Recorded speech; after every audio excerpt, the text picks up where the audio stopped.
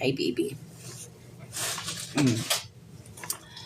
Hello, good morning, everyone. What is today? December 11th. We are doing our 48th episode of Reading the Bible. 48 episodes. Like I said, I'm finding that coming on every day is such a blessing. Now, you notice I got on late today. It was a rough morning. Had a rough night, sleeping wise. I didn't sleep much. I ended up going back to sleep, but it's getting to the point where I am in so much pain. And today is one of those mornings I'm in pain. So I'm trying to keep a smile. I'm trying to stay upbeat. I'm trying to stay positive. Here, I just have to show you. Here, look. You're not supposed to be on the Bible. That's my little treasure. She has to be like right here. That's one thing I do have to say this. I'm just gonna point out. That's one thing about the purity of animals. It's like I know some people are not cat lovers. We have 3 cats, 3 dogs.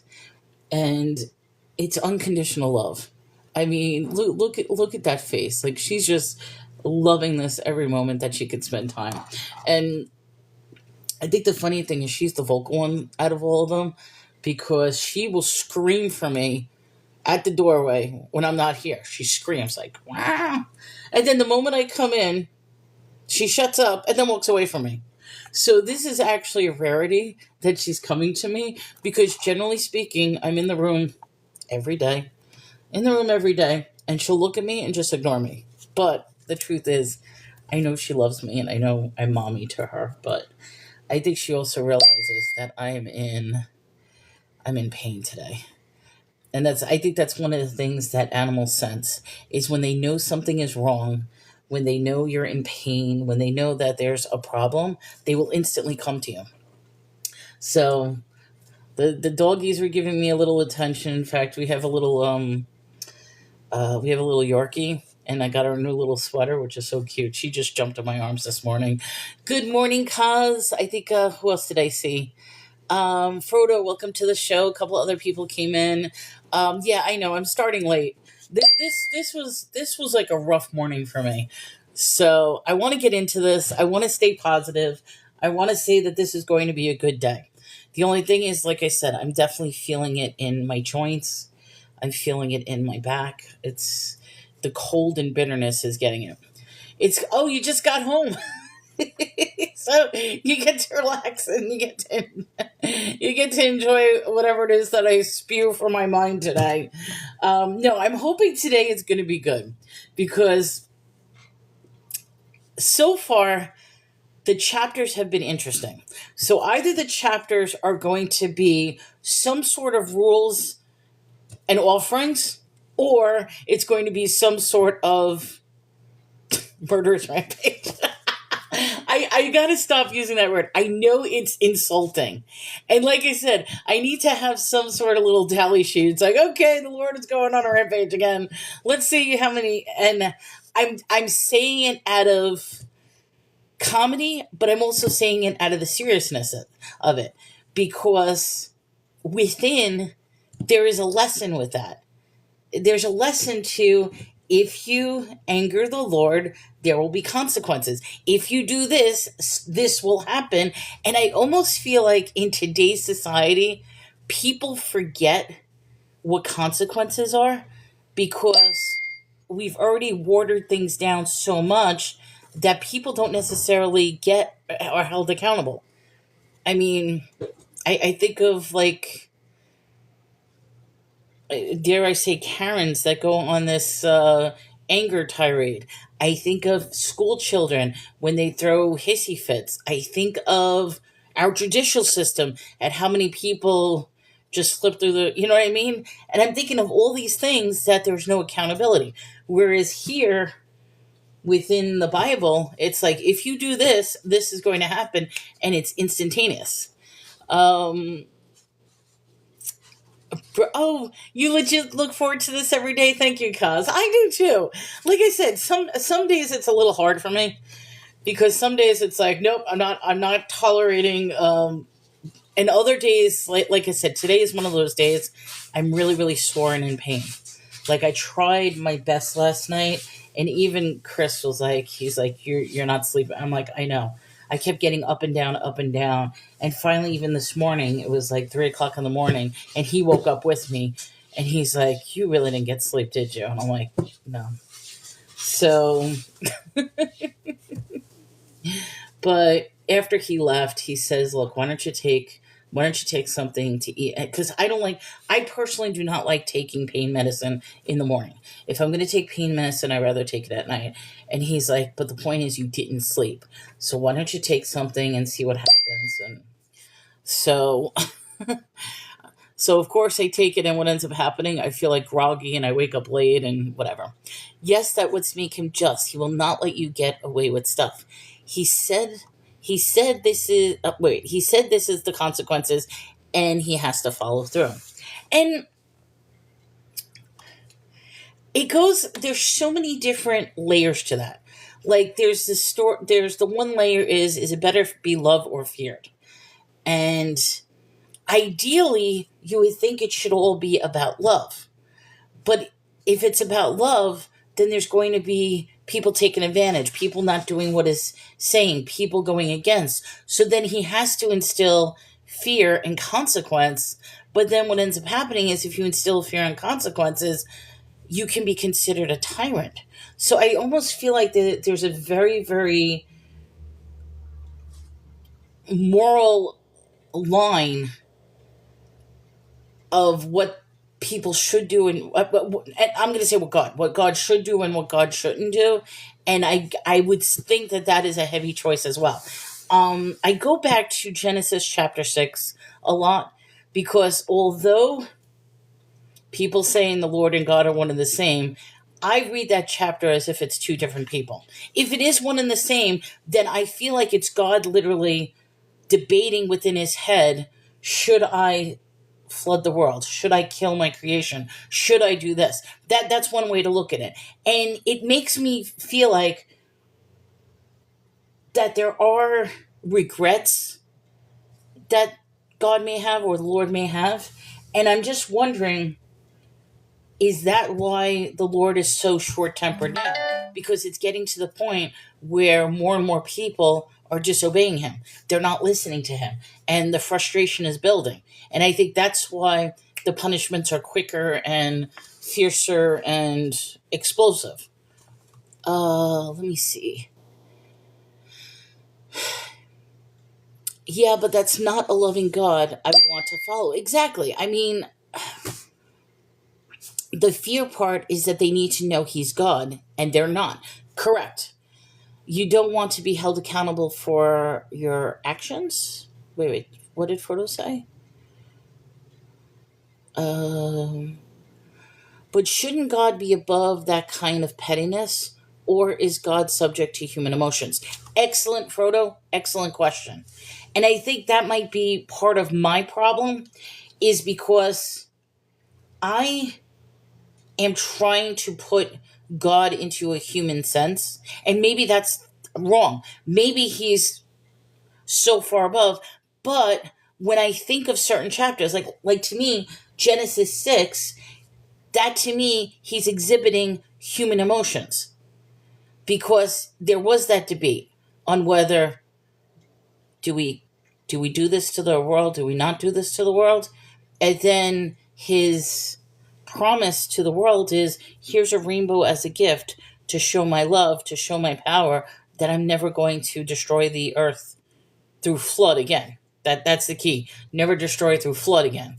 Now we're starting to see different sorts of destructions, but let me keep going.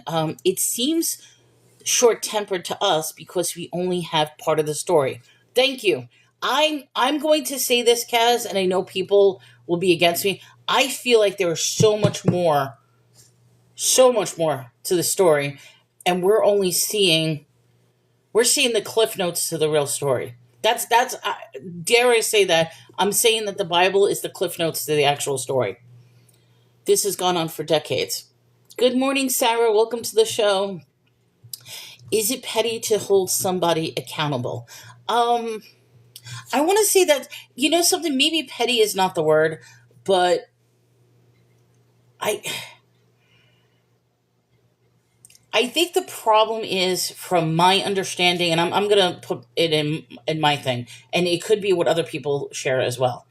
I think what makes it petty is the fact of the level of micromanaging the Lord is exhibiting. And the reason I say that is, it's one thing to set rules. Like, if his rules seriously were just the 10 Commandments, if he says, okay, guys, these are my rules, here's the 10 Commandments, this is what I want you to follow, that would be one thing. But he is not just doing the 10 Commandments. His testament, testament, that's what I'm looking at. His testament is ritual by ritual by, he's telling them how to dress, how to eat, how to marry, how to offering, how to be sick, how to have sex, how to deal with bodily function. He's micromanaging every single aspect of their lives. And I almost want to say, in some respects, he's even micromanaging things that should have nothing to do with the relationship with the Lord, which makes me wonder who is behind these rules. Are they simply all the word of God? Or is it the interjection of man within God's word that are trying to manipulate the masses? And I know that's a probably bad thing, but we already know that this Bible has been retranslated, recreated, changed, words have been changed, deletions, this and that. And sometimes, like every now and then, there's a verse or this or that it's like, would that seriously be God's words? Or is that the word of man that simply. Because how do we know? Okay, I'm going to say something even creepy. How do we know that there wasn't just some AI device that says, okay, in every instance of the Bible, if you see this specific word, I want you just to change that word and put God or put Lord? Because I almost feel like they're using Lord as a name and not a title. And because we already know in the Ethiopian Bible, we already know in the Ethiopian Bible that where they put Lord, they actually put names. In some cases, they did put names. And hidden in the Bible a couple of times, God even says that you will forget my name. You will not know my name. Which makes me wonder, did they take out all the names of this way you wouldn't be praising God? Let me keep going. There's 20 messages. I'm sorry. I'm like behind.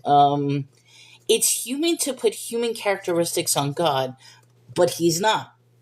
But at the same time, that's where, like I said, it's the question, because at the same time he's exhibiting human characteristics, even though he's not.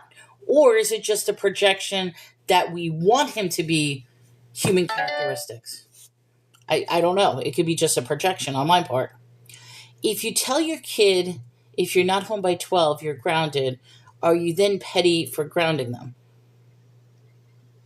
I would say no. But how many times have we not listened to our parents? And testament means covenant, which means a promise or oath. Okay. If God created everyone and knows everything, why would God even test them or worry about them? I'm going to say, Frodo, that's an excellent question too. I'll give a stupid scenario just to answer that, as a why. It would be the same reason as to why would there be a need for testing in school if children are already being exposed and learning exactly the things that they're testing for. I know that's a crazy question, but that's in a sense. God is giving them the rules, the knowledge, the information, the testament, the pact. Why would he need to test whether they know it or not if he already gave it to them? The answer would be because they're not listening. They don't understand it. They're ignorant. They don't want to follow it. they're purposely going. I mean, there's all these reasons as to why, but testing almost needs to be a necessity to determine if a person understands it and is willing to do it. And dare I say this? How many times do people test the loyalty of others? I think oftentimes with couples testing each other, I ended up, I tested Chris once. And he actually got furious. And it was a stupid little test. Had nothing to do with cheating or anything. It was a stupid little test. And he got so angry as to be, how dare I would even be as petty as to test him on something. And the reason that I tested him on something was to show him that when I tell him something, there's a reason I'm telling him something. And the fact that my test proved that he didn't listen to what I said to him. But truthfully, I've never tested him since. I says, look, I just wanted to show you as an example. I did, and like I said, it was. I know it was petty. It was completely a petty little test, but it was just something to prove to him that there is an awareness that he didn't have every time I would complain about something. So I would complain about something, and he wasn't aware until I actually showed him full proof as to what I was talking about. And he became angry that I even did that test. So let me go on. I'm sorry. There's so many messages. I'm trying to catch up, guys, and I know my mind is all over the place. All right. So if God created everyone and knows everything, why would God even test them or worry about them? And my answer is, you need to test in order to make sure that there's an understanding, and because we have free will. I have trouble with that free will idea, because if we really had free will, then he should never be angry with the consequences, and he should never be upset if people choose otherwise. But the fact is, he does give. So we have free will only within the boundaries of what he gives us. So our free will is, there's a ceiling and floor to what our free will. We're only confined to whatever we can do in his little world, not in the actual free will. That's my take on free will. Creating them in the first place is all God is going to do, is end their lives. I often wonder about that. Which, okay, here's a question, and I'm just throwing this out. Remember in Genesis it says these are the generations of creation? Here's a question. What if the Lord wasn't the creator of these people, but he's trying to convert them to believe him? And that's why it doesn't matter whether their lives are ruined or anything, because these are not his creation. Maybe they are God above's creation, and he's trying to fulfill the role of God above. It's just a question, because like I said, I still determine right now that the Lord and God are two separate people. And maybe that's my mistake, that I'm saying people, but two separate gods or deities, because I do not believe that somebody who creates as much as he created will act this way to his creations. Somebody who's jealous of this God, who wants to be this, might be. And that's why it would explain the short-temperedness. But that's an interesting question. I don't know. I'm still trying to find that answer. Doesn't seem like if God strikes me down for going against his will.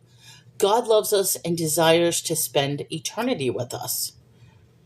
Why would he unalive all of those people? Good question. It's your choice to be stuck down because you choose to obey. Very good point. I mean, it goes back to like the sense of consequences. You know what the consequences are going to be, but we still do the bad things. We still take the chance, thinking that we can overcome the consequences. And I think that's where we are stuck in society now, is that the consequences are not immediately done, and half the time we can override any consequences because there's no follow through on it. We don't deserve to be in his presence because we are flawed. Um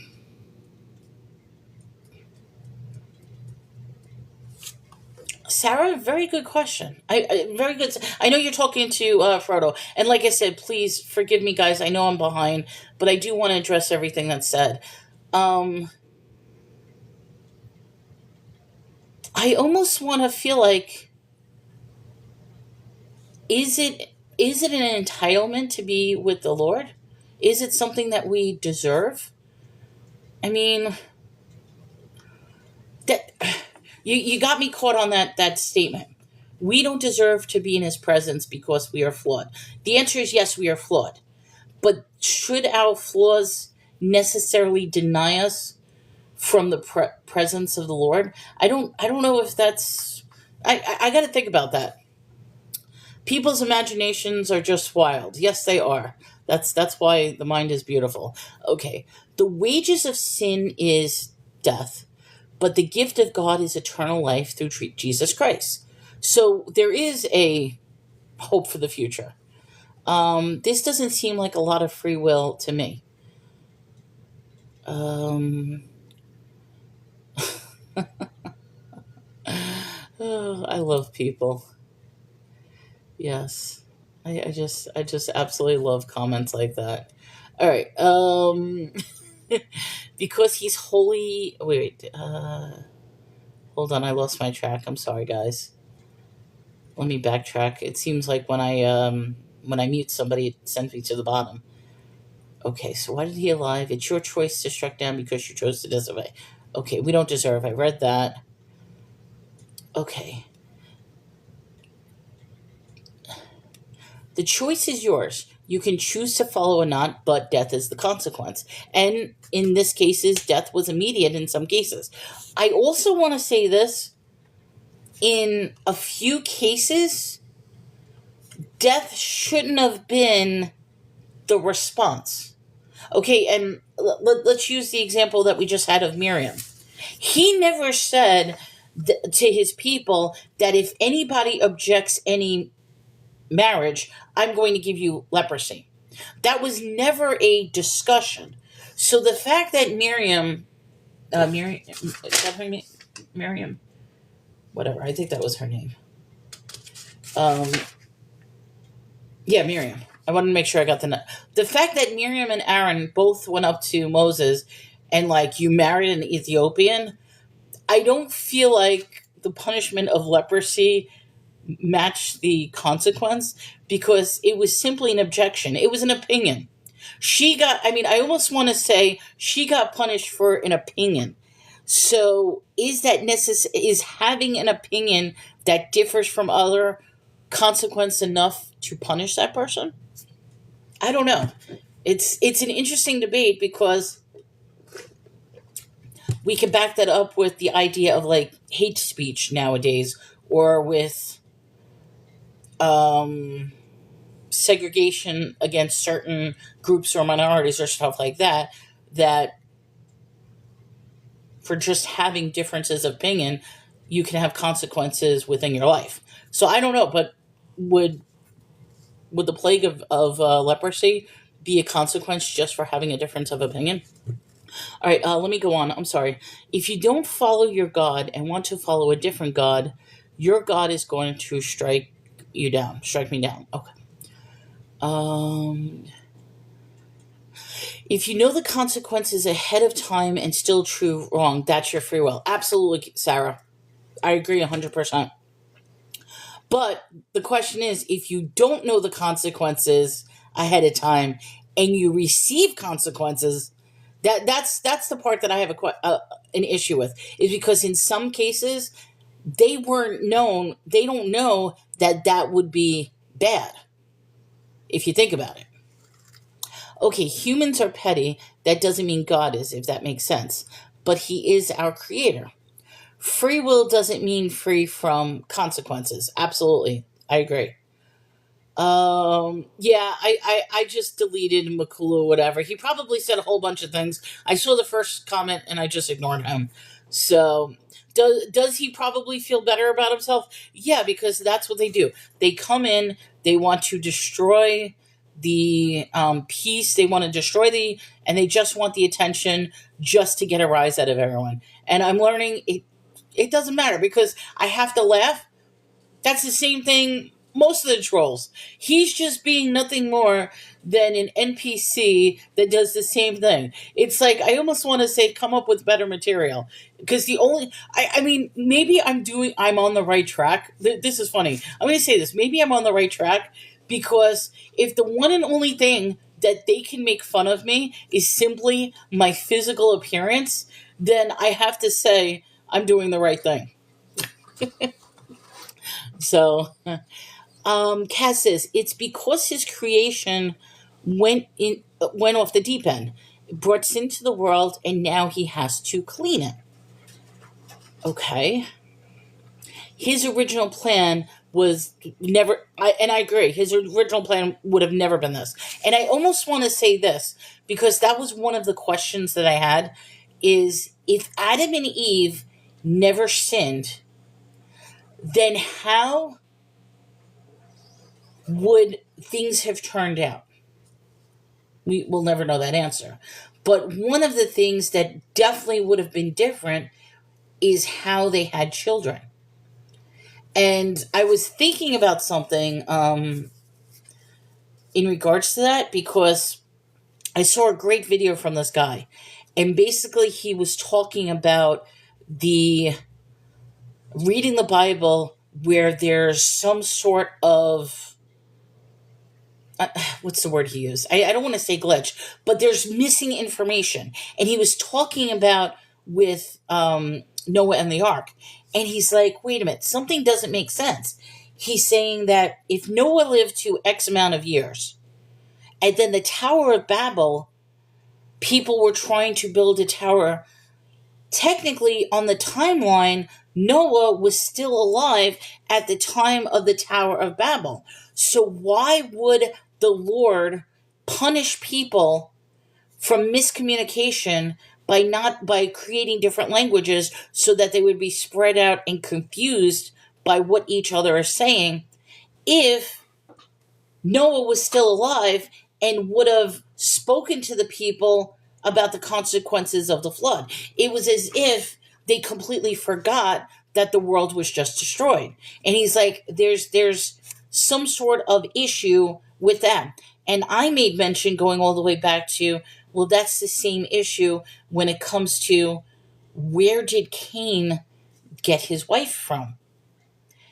So I made the discussion about these are the generations of creation. These are, and it makes me wonder, are we trying to make this into one continuous story of the same story, or is this literally a collection of various stories from different creational timelines, and our minds are just trying to put it sequential into one story, one timeline? You could think about that. That's probably a little too deep, but I'm going to agree with you, Kaz. I know I went really off. Is that his original plan was never to do anything? Be fruitful, multiply. That was well, the first three rules: be fruitful, multiply, and do not eat of the tree of knowledge of good and evil. That would have been the original covenant. Have dominion over fish of the sea, fowl of the air. So all he wanted people to do was to be fruitful, multiply, and have dominion over the world around them. And I'm wondering if dominion is the same concept back then as we take it now. But that was his original plan. But we went way off that plan because of sin. All right, let me keep going. Entitlement, no. Privilege, yes. Okay, so that's going all the way back. I'm very far behind, guys. I'm sorry. So yes, entitlement. Are we entitled to be within the Lord? Is it a privilege? I would say definitely. And as of right now in Numbers where I'm reading, the Lord is actually there before them. He is within the tabernacle. They can go to the tabernacle and be within the presence of the Lord. They don't necessarily see him because of the veil and the smoke and all that other stuff, because we can't see his face.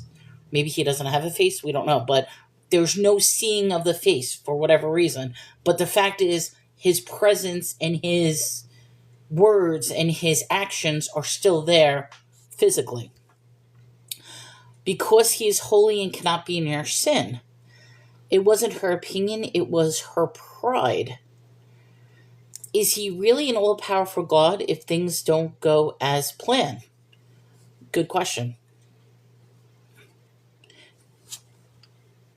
I think this goes to the story, because even way back in Genesis, my question was, okay, we're hearing the story of creation. God is creating this bubble, and the idea is when you create something, it's usually either a new thing of something that you're not happy with, or it's a reflection of what's going on. So I want to know the story, which I'll never know and we will never know, is what was going on in the world of God at the time he was creating. Because we're only seeing the point of view of the creation and not from the point of view of what was going on in his world. It must have been more than one opinion, but probably voiced her opinion disrespectfully. Okay, so this was talking back at Miriam. Okay, guys, I know I'm way far behind. I'm sorry. Yes, just because it wasn't his intention doesn't mean he didn't see it coming. There is intentional and unintentional sin, and there are different consequences of each. And we already see what the consequences are, but it's still swift, painful, and a lot of times the consequences are affecting people that are not involved. So in other words, like for example, when the people got angry about eating meat, what was the first thing he did? He consumed the outer camp in fire. So he killed the people on the outskirts. I almost wanted to say, why didn't he just immediately kill the people who were right in front of him complaining? No, he took his anger out on the outside, the outer edges of the camp. So to me, it's like he just directed his consequences of their sin, and other people had to pay for the sins of the people who were complaining. Cass, so then he knew he was going to have to unalive all those people. Did he? Yes, that was part of his original desire. No. Okay. So then why did he not just create things to be correct the first time? And see, I'm going to say this, Frodo, great questions. These are usually the questions that atheists or agnostics or people who will immediately dismiss the Bible saying, this is why this is garbage. But at the same time, I almost want to say that these are so important questions. And I don't want to say that these are questions to test your faith, because in a way they are. I think these are questions to be like, okay, you believe in this. Here are some of the questions, not to try to persuade you, but these are questions to really analyze how strong is it. I saw a video yesterday. I know, guys, I'm all over the place. I'm sorry. My mind gets like this. Remember, bubbles. I saw a video yesterday, and I wish I knew what movie it was from. It was a Christian movie. It was one of those Jesus movies. I tried to ask people, where is this from? And nobody can answer me, so maybe somebody. But it was one of those stories of Jesus. And there was he's walking through a crowd of people. And basically, this woman touches his clothing. And he turns around, and Jesus basically says, who touched me? And everybody's like getting scared and silent. And he's like, no, I want to know who touched me. And then there was this woman, she's on the ground, crying and pleading, and basically saying, my Lord, I touched you, I'm unclean, please, it was not meant to. And he's like, why did you touch my clothing? And it was like, and she says, simply because I felt your your clothing would heal me. And she was healed. Whatever her ailment was, she was healed. And he's like, don't you realize it had nothing to do with the clothing of why you were healed? It had to do with your faith. And I just thought that was such a powerful. I wish I knew what movie that was, but I guess it's one of those Jesus movies. Like, you know what I mean? I just don't know which exactly the movie it was from. Anyway, let me go on because I know I'm rambling. My apologies. Because that would be like creating a robot. Why create something and force it to do it? I'm just gonna say this, Kaz. Very good question. Here's a question, and this is going really weird. Deep dive. Are we actually AI and we don't even know it? Think about that. That's a conspiracy theory in itself. That is, but if you look at the mechanism of a human, who's to say? Because we do have. I mean, you could say, yeah, we have energy, we have an electrical system, our blood is fuel and oil. I mean, who's to say that we are not actually robots, but we don't realize we're robots?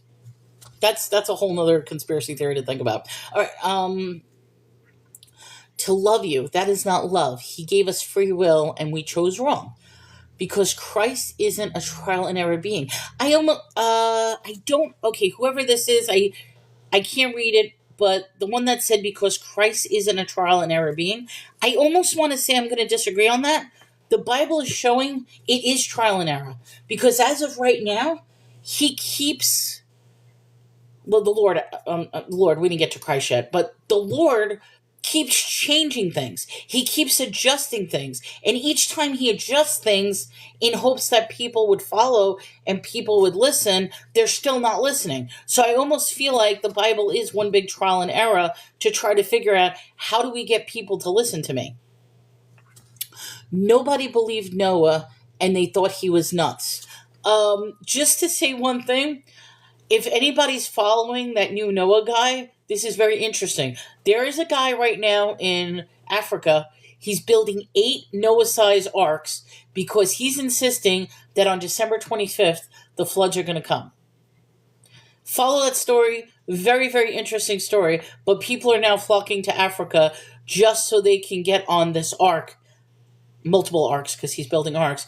But we're getting into the end of the world scenario again is going to happen December 25th. Let's see if it happens or not. All right. If God is going to punish me if I don't love him, then is that actually love or fear? Excellent question. Going back to Machiavelli, is it better to be feared or love? And I think fear and love is always an interesting. I mean, are fear and love two contradicting things? Because I always thought the opposite of love was hate. And the opposite of fear is acceptance.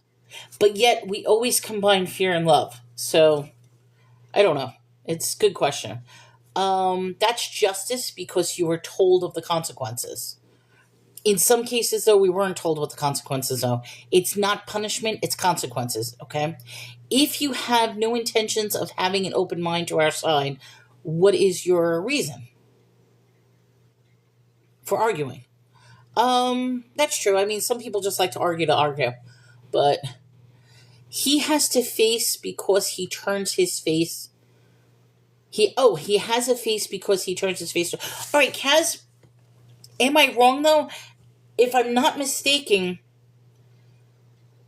there was an instance with Noah way in the beginning, before we all even started this, where he covered his face and turned his face with the veil and basically said, no man is ever going to see my face. And it was the whole idea where, Moses. Sorry. Moses was in the cave and the Lord covered the cave with his hand, which I thought was weird because if he's covering the cave entrance with his hand, then this is a massive being. But he said, you're never going to see my face. And I think in all these instances, we never did get to see the Lord's face. So I'm curious if he does have a face. Okay, am I mistaking that you do have an open mind in learning about how Jesus can change your life? We may find out when we get to heaven. Absolutely. Uh, excuse me. I'm trying to understand why people would choose to follow God like this. And that's a very good question. Here's something: God can see everything everywhere at all times, and everything that happens leads down to the road of what has to come later in the future because He already knows what's going to happen. Um,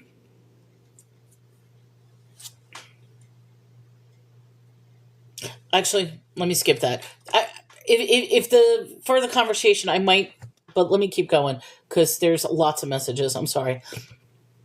I grew up Christian and have always questioned whether it is real or made up. And like I said, Frodo, I'm in the same boat as well. But I want to believe. I do believe. I do feel like there is a story there. I feel like there is answers there. And I think the harsh reality is I may never know what the actual answer is, but I still strive to try to find answers to make it make sense.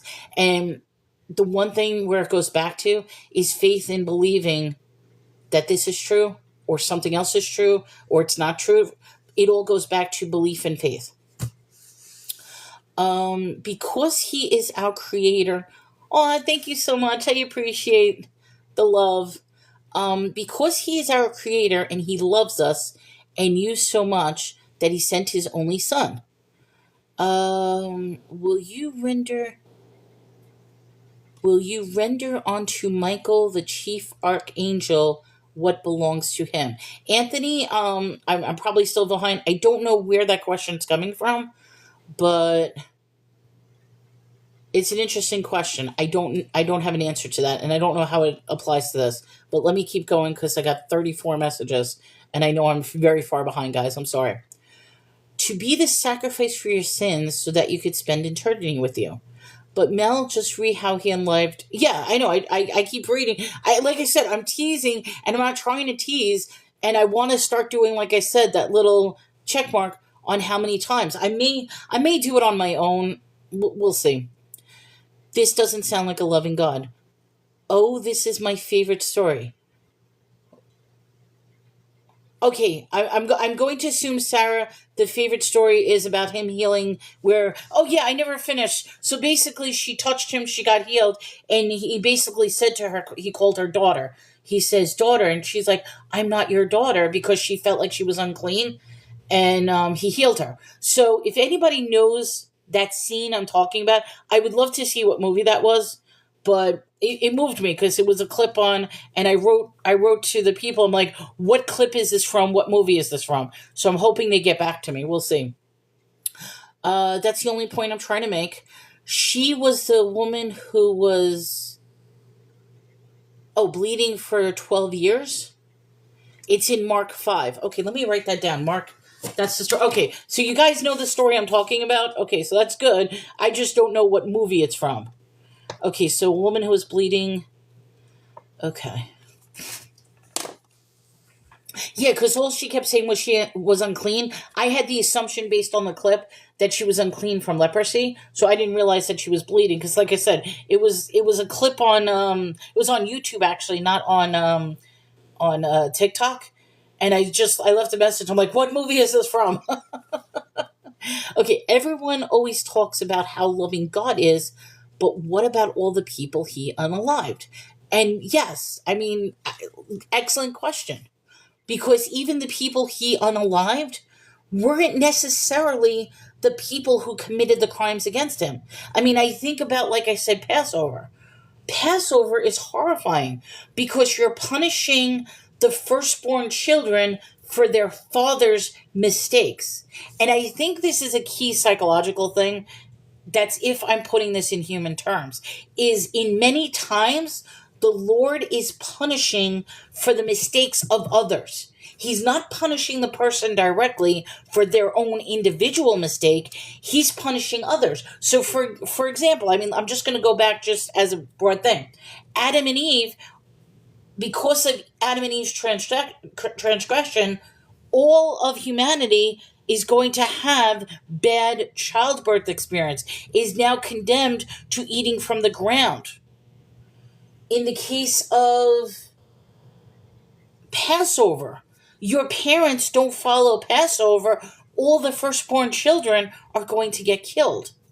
In the case of the pharaohs with the plagues, because they didn't believe Aaron and Moses, and the Pharaoh wouldn't release the people, he's now killing so many Egyptians who have nothing to do with the Pharaoh's decision.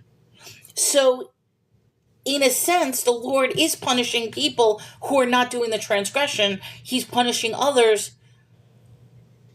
That's how I take it. But let me go on. I'm sorry. The entire Old Testament points to our needs for a Savior, and that's why God sent Jesus. So why didn't he just do that from the beginning? I'm going to answer that. Why didn't he just do that from the beginning? I think, like I said, it goes back to him having to do trial and error, having to see how bad. The fact that generations of creation, these are generations, over and over and over and over again, we're doing the same mistakes again and again. Now, if you really want to do a deep dive, and forgive me for saying this, there is a story in Chinese history. Remove the Chinese names. Okay? Just remove the Chinese names. And place the names that the Bible says. It would be the same exact story of Jesus and the same exact story of the Lord, but in Chinese history would have been done about 5,000 years before this ever happened. There's a whole creationism. There's a whole monotheist God, which makes me wonder, and like I said, this could be blasphemous for me to say it, why didn't he just do that from the beginning though? My question is, what if once again, this is just another story of creation where in the multitude and many layers of all the different creation stories, this is another aspect where humans are not following the rules. Is this necessarily one story, or is this a compilation of all the different creation stories? That's a conspiracy theory. Who knows? I question that myself. So to answer, why doesn't he just do that from the beginning? Maybe he keeps doing this over and over and over again. Maybe we've already gone through countless numbers of revelations and we keep starting back from the beginning to see, okay, let's try this now. What happens if we do this? Okay, humanity messed up again. Let's go back to the beginning. Let's do this. Are we in an endless loop where we keep trying new things over and over again and we keep failing God? Maybe, maybe not. I don't know. Okay, 48 new messages. I'm sorry. I got to catch up, guys. I'm sorry. All right. If I'm God and know that I'm going to create something that is going to dissipate and unalive it, all of it was to lead to Christ. He did it this way, and we still didn't catch on. And Kaz, I'm going to say this. I mean, I know I'm throwing so many different ideas. I'm not if it seems like I'm backpedaling, I'm not. But I believe that this is a beautiful conversation. And I hope nobody is offended when I'm giving these, because I'm not taking a step back. I'm still believing that, like I said, I think the beauty of this story is that he is going to turn around, and it is going to be for our sins, to cleanse us. I mean, I think that's where the beauty of the story is because of all this sludge now that we're talking about, all the bad things that he's doing. He's realizing that there's a different way to do this, and that's where Jesus comes in. That's what I'm strongly believing. All right, let me go on. We didn't have the Old Testament. Would we recognize we needed a Savior? There's the answer. If we didn't have the Old Testament, would we recognize we need a Savior? No, because this goes back to my theory. In order to appreciate the good, you've got to experience the bad. And that's what I say. And I almost want to say, as a person, think about how many relationships, if people have been in multiple relationships, in order to appreciate a good relationship, don't you have to compare it to a bad relationship that you had and see how things differ now compared to the mistakes you've made in previous relationships? Just something to think about. I'm almost seeing it in this way. All right. Anyway, why not just skip all of that and send Jesus from the start? If we skip, my opinion, if we skip everything, then we wouldn't understand the impact that Jesus has, and we wouldn't understand why we needed it so badly. He gave us Jesus as a final sacrifice. Hate is the child of anger, which is the child of fear, afraid not reverence. Okay, Kaz, hate is a child of anger, which is a child afraid. Is that a biblical quote? I'm just curious because that's an interesting statement. So maybe later on you could tell me about the time I get to it, but let me keep going because this is an amazing conversation, guys. This really is. He has a face that we can't see because he is too holy and it would kill us. And that goes on with my theory about the veil, about the anointing oil, about the colors, about the frequencies. I know that sounds crazy, but I believe about the incense, I believe that is why he had such crazy specifications on the tabernacle, because to me it would make no sense to have such crazy specifications on what to do. I really think he created literally a protection device on how to be in the presence of the Lord because his energy is too great. I know that sounds crazy, but I think I'm spot on as to why it was created so crazy, as to why you had to follow those instructions. But that's what I'm. His glory is too bright and powerful, and we wouldn't survive. Absolutely. Thank you so much for the heart and roses. I see them, but to actually see them, I appreciate it, guys. I really do. Okay, because we need to recognize our extreme need for it, we would have just ignored. We would have just ignored. I'm just seeing if there's a second part to that. Okay. We need to recognize our extreme need for it. Or, okay, so we need to recognize our extreme need for a savior. I think that's where we're coming to. It's probably from the Chosen series. Okay, I'll look that up. I don't know. It was such, to me, that whole scene. And he said to your daughter, your faith has, yeah, that's exactly, Sarah, the quote you just said, where he's like, daughter, to me, that was just such a powerful little clip. And I really want to know because I want to see the movie. I want to see the movie. Like, what movie is that from? I want to see it. But it's like just the emotions. And I don't know why I was getting emotional. Because, like I said, I was just sitting there watching this clip. And he's just like, who touched me? Who touched me? And she's crying on her knees. And she's like, I just wanted to touch a bit of your fabric because you're so holy. You're so wonderful, and you healed me just from the fabric. And he turns to her daughter, it's your faith that made you well, not the fact of a piece of fabric. So I think that was beautiful. I thought that was beautiful. Go in peace and be healed of your affliction. March. Okay, so that was March. I'm saying Mark. Mark 5:34. Why am I saying March? Mark. If there was a whole scene, it probably was The Chosen. All right, I'll take a look at that because, like I said, it was a great scene. If God didn't unalive all the people, they wouldn't need him. Hold on. If God didn't unalive all the people, they wouldn't need him? That's questionable. I don't know about that. Was Peter a hot guy? There wasn't even Peter in the scene, so I don't know. But Jesus was kind of good looking. I mean, it was the classic, like whitewashed Jesus. You know what I mean, with the brown hair and stuff like that. But excuse me, guys, my nose is running, so please forgive me. I don't want to be gross. Sorry about that. Okay. He made them dependent on him because he flooded the entire world. And yes, that's going back to possibly forgetting the consequences. Or here's another thing. Because because God gave us the rainbow with the promise that he'll never flood the world again, are people not scared of consequences anymore, because it's like, hey, you've already destroyed the world one time. Why should I worry about being destroyed a second time?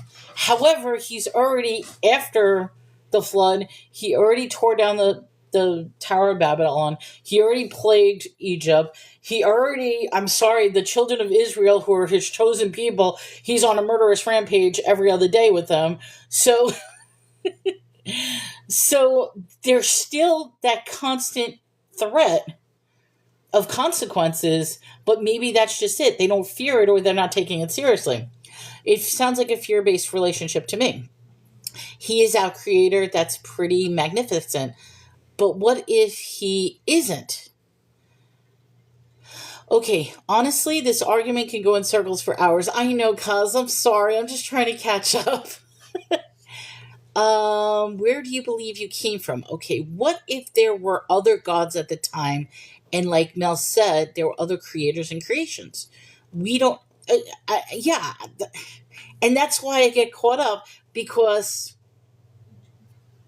two things, and I know it's the doubt, and I shouldn't doubt, but when I heard the rabbi, and this is a rabbi, and yeah, you could say, but when I heard the rabbi that says the Bible from the original Hebrew is completely wrong on the very first sentence. And if people would understand this, because it's not, if you translate it from the original Hebrew, it's not in the beginning God created heaven and the earth. In Hebrew, it's in a beginning God created heavens and earth. So in other words, this Bible from the very start is mistranslated, that this isn't the beginning of all time. This is simply a beginning of one story, which then, like I said, and I didn't know that story until later on. But when I was reading Genesis, one of the first things that struck me odd when it says these are the generations of creation. And people are telling me, oh, well, that's simply that we're going to talk about the different family generations. And I'm like, but that doesn't make sense to be the first thing in the first book. These are the generations of creation, which means, is there different creation generations? Different stories of creations? All right, let me go on. So we don't understand God's ways, and we never will. Absolutely, we don't understand. And I think that's part of, like, people who are overthinkers like me, is that we're trying, like, help me to make sense. Help me to understand it. I'll never understand it. Like, and I think that's where the whole spiritual knowledge and journey come in, because I could spend my entire life studying and reading and counter evidence and all this, and no matter what, there'll still be more information to learn.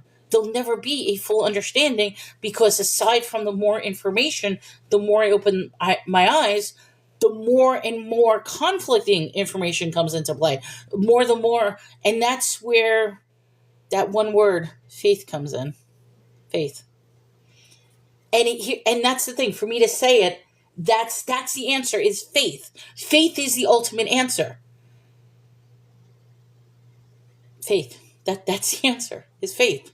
All right, let me keep going. I'm sorry. That's why I asked his intentions. At some point, you have to shake the dust from your feet. Probably evolved over millions of years through natural selection. Those without spirit cannot understand his word, and it all sounds like nonsense. Please, can we move on? We're asking and answering the same questions in circles. I'm sorry, guys. I know, we need to start chapter 16. All right, I have 52 messages from this part. And okay, if that's where you're getting from this, that's right on. Melanie, okay, I got it. The faith part, I know, that's what I'm getting from all this. It's like, I'm sorry, it's taking me time, but faith. It's a biblical message. It might be a proverb. It's so many words. I'm not sure. Oh, wait, hold on. My puzzle's coming up. Let me, stupid little puzzle thing. Yes, I am a live person. I'm dragging my puzzle into place. Okay, got it. I get excited when she was saying all that. Hello, Wesley. Welcome to the show. I think I'm like really far behind, but let me catch up, guys. Okay. Replace energy with glory or holiness, and you're spot on. I like blue. I don't understand what that means. So you're ready to receive Jesus? Stop asking me that. No, like I said, every day is a blessing for me. It really is. Every day. I mean, like I said that crazy story about the gas and whatever, but I'm finding more and more miracles that are happening around me. So, yeah. Wesley, right at this moment, we are about to start number 16, but we've been talking for over an hour, so we are going to do number 16. Please watch The Chosen. There is so much beauty in this. I have to see, is Chosen on Amazon Prime? I'm going to look for it. So I think that might be where the scene is from. Not too sure which chapter. Chapter 16 is where we're going to start. We haven't even started reading today. I jumped in because I always start off with some sort of story before I start the Bible. And today the story just blew into a conversation. So Peter is just so pretty. I guess in The Chosen he's pretty. I've never watched it because I've been told it has Mormon theology sprinkled in. All right, I almost have a question, and please forgive me. When somebody does a movie, it's always going to be biased by how the director or how the writer interprets it. So my question is, if you don't mind me asking, would it matter if it was created by Mormons or if it was created with Mormon theology? I don't know. It's a genuine question. It really doesn't. People just threw a fit about one line and speculation went nuts. I cannot say enough awesome things about The Chosen. It's amazing. Okay, so so I'm probably going to look for it. It's all fear based, and God didn't give me the spirit of fear. It absolutely brings the Gospels to life in a way I've never seen it. LOM. Okay, my consequences is getting gluttony and being a sloth, and now I'm trying to lose weight. Okay, good luck. We're all trying to lose weight. The Chosen is a base show, even with Mormon production. But that's what I'm trying to say. I almost want to say that any production is going to have some sort of bias and some sort of agenda behind it. Okay, but unless you study Hebrew and learn that for yourself, don't take somebody's word for stuff like that. Right. It, you're correct if we're talking about the rabbi instance, but the only thing I'm going to say in regards to that is that's not the only place I heard it.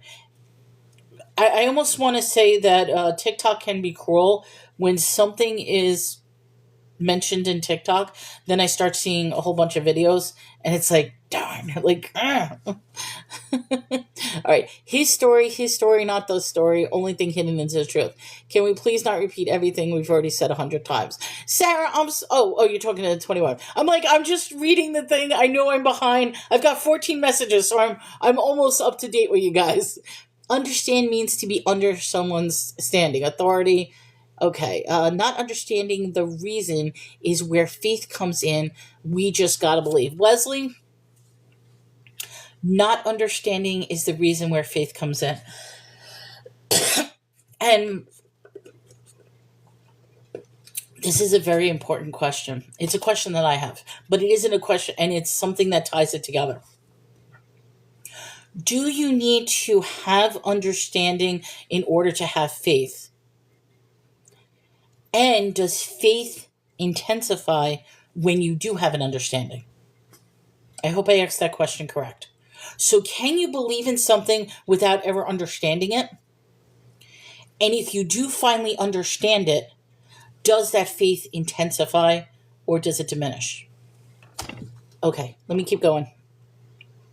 Everybody, till she catches up. I'm almost there. I only got a couple of. Blessing is a blood ritual? Okay. Chosen is on Prime, or there are Chosen app where you can watch free if you don't have Prime. Okay, I do have Prime, so I'll definitely take a look for it. But it doesn't have Mormon theology. Trying to do something with the internet with intent to fail. No. Belief, okay, we know about the live, understanding what you mean. How's the verse go? Faith is the belief in what you can't see. Faith is the belief in what you can't see. So I almost want. So this is a legitimate question, and it's not trying. So if you can see it and you can believe it, does it no longer become faith? I mean, is faith only something that you can only believe in what you don't know? Is that in Hebrews? Okay. I don't know. So good question. I finally caught up. I think at one point I was like 55 messages behind. So I finally caught up, guys. So hopefully I didn't lose too much track of but I do have to say, even though the conversation may have been appeared to be going around in circles, I do believe that so much good information was within this conversation. Even if you took it as a bad thing. I really do believe, because you know something? I'm going to say this again. And the more I'm reading, the more I'm talking about this, the more it's making me feel like, yes, this is right. This is good. This is where I want to. And I know some people will be like, no, she doesn't get it. I don't care if you think I'm turning into. I really believe that this is. Yeah, this is the direction I need to go in. I mean, I'm going to say that this is the direction. All right. So, having said that, I think faith shows the reality if we hope for. It's the evidence of what we can't see. Faith is the substance of things hoped for, the evidence of things not seen. Okay, see, that's two different people saying the exact same thing at the exact same time. You both just paraphrase yourself, if you don't mind me saying. You can only believe in what you don't know. Belief means blind. But what I'm asking is, once you do know, doesn't that solidify the belief and solidify the faith? By faith we understand the universe was created at God's command. Faith is the assurance of things hoped for, the conviction of things not seen. Are you a good patriot too? That has nothing to do with this. Mr. Green, welcome back. Mr. Green usually comes in many times for digestive issues, so definitely if we have I can't even say it. If we have prayer warriors out there, please send a prayer to Mr. Green, because he always comes in. He wants a prayer. I think it's a wonderful thing that we could send out. So I hope you do feel better on that. Okay, that's what we see did not come from something that can be seen. And like I said, we hope you, they are controlling words. Who's controlling words? They make you accept beliefs blindly. So you're saying government, the media? I mean, okay, we could go into a whole, and I don't even want to make this political. I really don't, but we could go into a whole different direction on that. Okay.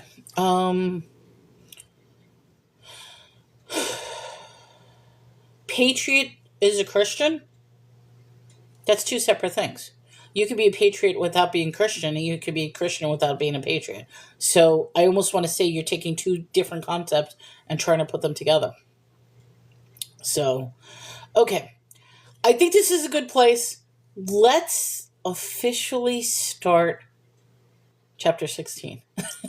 Is that good? It's already 12 o'clock. Oh my God, it's 12 o'clock. All right. I started this late to begin with. So let's start chapter 16.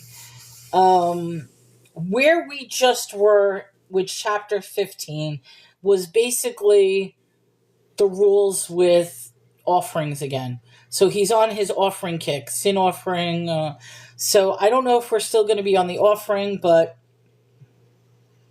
let's see what we have. Okay, chapter 16. And this is the 48th show, everybody. So, all right. So now Korah, the son of Izhar, the son of Korath, and the son of Levi, and Dathan, and Abraham, the sons of Eliab and On, and the sons of Peliath, son of Reuben, took men. Okay, so wait a minute. 1, 2, 3, 4, 5, 6, 7, 8. Okay, so I'm assuming this is 8 different tribes out of the 12 tribes. So basically the bulk of the tribes. It's not all the tribes, because I just count. So there's 8 different references here. So we're going to say there is a minimum of 8 people. They rose up before Moses with certain of the children of Israel, 250 princes of the assembly, famous in the congregation, men of the renown. Okay, so now I'm going to say that these would be the elders, these would be the important people, but it's representation of the different tribes, because that's why we're saying the son of Izhar, the son of Kohath, the son of Levi, those are the different. So the bulk of the tribe is now coming up to Moses, and let's see what it says. They gathered themselves together against Moses and against Aaron, and said unto them, okay, I already see a problem. All right, we're ready for, I'm going to make a prediction. Are we going to have another bloodbath here? Sorry, guys. Because they're going against, hold on, let me see. We have, LLC. Seriously? Come on. People will believe everything in the truth. It makes you take in without knowing, and it makes you believe on it. Controlling words, Christians and patriots are 2 examples. Okay, let's do that. Okay. Keep in mind that most numbers is mostly names, list and recorded. And that's what I like. I mean, okay. I like that and I hate that about numbers. And I shouldn't say hate, but for me, if I was doing a historical accuracy accounting book, I'm going to say numbers literally is an accounting book. It is an accounting reference. Also, it is a family tree reference. Also, I feel that numbers is important for the historical accuracy, but at the same time, it's very, very hard to read at times. So, she was addicted to me. All right, I don't know what that's all meaning. I already deleted that guy, so whatever he said. Okay, so numbers is so.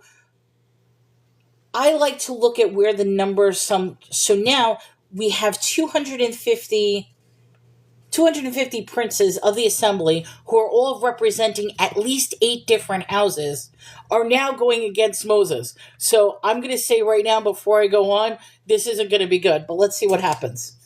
They gathered themselves against Moses and against Aaron and said unto them, Ye take too much upon you, seeing all the congregation are holy, every one of them, and the Lord is among them.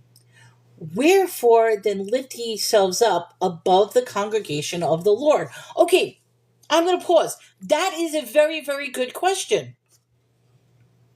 Let's analyze that.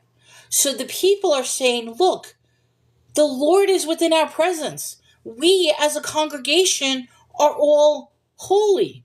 We are all the chosen people. We are all in the good graces of the Lord. The Lord is with us in this tabernacle.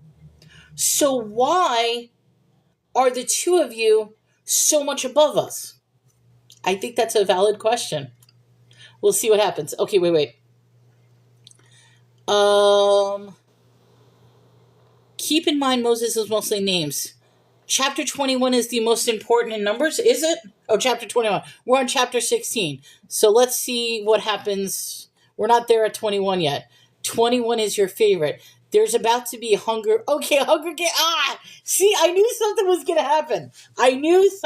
to happen. So we're just at the start. Okay, I think because God chose them to be his mouthpiece, which makes sense. I mean, the Lord said that Aaron is going to be the high priest and Moses is the one that he's been dealing with, like talking to. But this is a valid question. If the whole congregation is holy, why in a sense are you 2 getting all the credit? Why are you... Don't we make an invisible God visible? I think because God chose them to be his mouthpiece. No, I was kidding. No. Oh, we're not going to turn... See, I'm expecting that. I'm expecting a bloodbath right now because we have 250 people with multiple families are now going against them. So let's see what happens. Don't tell me. We'll find out. And when Moses heard about this, he fell upon his face. Okay, I gotta stop again because this is the second time they're falling upon their face. I want to know what that action is. Okay, I'm sorry. I'm going to say this. What kind of action is that? Because in yesterday's little argument, the people wanted meat. Well, the day before, they wanted meat. So what ended up happening was Moses and Aaron fell on their face, and we were saying, was that a reverence thing?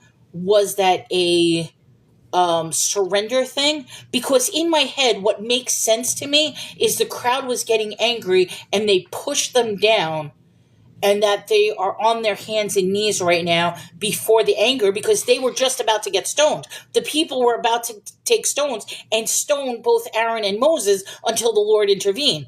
And when the Lord intervened, that's when he dumped the... But the point I'm trying to make is, once again, they're falling on their face. So I want to know, because to me, that doesn't seem like a normal action.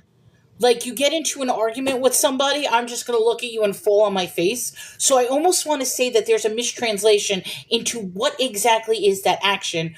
Or is it an action of, okay, I surrender to you because, yes, you're right, I can't compete with you. So I want to know what type of action that is. Let me go back and see if anybody's saying, I'm sorry. Okay, District 21 is already taken. Oh, is this going to tie into Chapter 21? Okay, so they used to beat their chest in grief. It's probably something like that. Okay, so but I mean, are they literally falling in, or is, when you say fall on your face, is it more of a downward, like, face palm thing? You know what I mean? Because I have a problem with the image of some grown man literally falling on their face to the floor. I mean, it could be something like, oh, here we go again, and their face falls down like that. But I'm trying to think, what is that action, if that makes sense. That's what I thought, but I think this instance is out of frustration. So I'm a child of God, but better not say I am God. Hello, Liberty. A humbling action. Well, that's what I'm trying to figure out. Is it a humbling action out of frustration, or a humbling action out of defeat? Isn't falling on your face a say? I don't know. I'm wondering, do I take it literally, or do I take it like, you know what I mean? Is it simply they're literally falling? Because in the instance before where they were about to be stoned and killed, then I could see them on their hands and knees with their face down to the ground. In this case, okay, once again, we're getting a crowd. 250 men are now angry with these two individuals, and once again, they're falling on their face. So is this once again I'm going to say a bullying thing where the crowd is literally pushing them down, they're falling to their face in defeat? You know what I mean? And I think that's an important little distinction on whether this is simply a frustration action that, okay, I'm falling on my face goes down, or literally I'm on the ground because, once again, they're going to try to kill them. Getting down as low and small as you can, or a position of prayer. Okay, so you see where I'm getting at as to why I'm answering this? Because I'm still trying to figure out what is the action of falling on your face. As silly as that seems, but this is the second time now that they're falling on their face. So let's see what it says. And he spoke unto Korah and unto his company, saying, even tomorrow the Lord will show who are his and who is holy, and will cause him to come near unto him. Even him who he hath chosen will he cause to come near him. Okay, so I guess he's just justifying. It's like, yes, you are holy. He's going to show you who the people are holy, I guess. Liberty, I don't think you're confused. I'm asking these questions as well. I think you have a great point. Like, I'm trying to figure out what exactly is the falling on the face. That's what religion does. Falling on your face usually is surrender, humility, reverence, a really low bow. Okay, so that's what I mean. That makes sense. This do, take your censers, Korah, and all his company. Take your, what's a censer? Anybody know what a censer is? Or does your Bible say censer? I don't know what take your censers. Is that your common sense or is that your people? Followers. Mine says take followers. Censor. Censor is C. It's not spelled S-E-N. In mine, it's spelled C-E-N-S-E-R. C-E-N-S-E-R definition. Okay, a censer is a container in which incense is burned, typically during a religious ceremony. And I just want to see, what is a censer? It is a portable vessel for earning. Okay, so a censer is the thing that, yes, there you go, the thing that the Catholic priest waves around. Now, this is going to be important. So these people are within the tabernacle. They're complaining. They have that little incense burner. Why do they have the incense burner? This is okay, guys. Expand your mind for a minute, because this is important. Because I'm like, what is a censer? And I think this is important because this ties back to why would they need to carry a censer everywhere that they go with them? It's a protection. It's a protection with the Lord, so they could be with the Lord. I mean, it's all tying together. I almost feel like, okay, or maybe a censer is a device that has to do with energy, direct energy. It's a light. It could be a light. Maybe a censer literally is a portable electric, because remember when I said, okay, guys, I'm gonna find this hard to believe, and you're gonna think I'm crazy.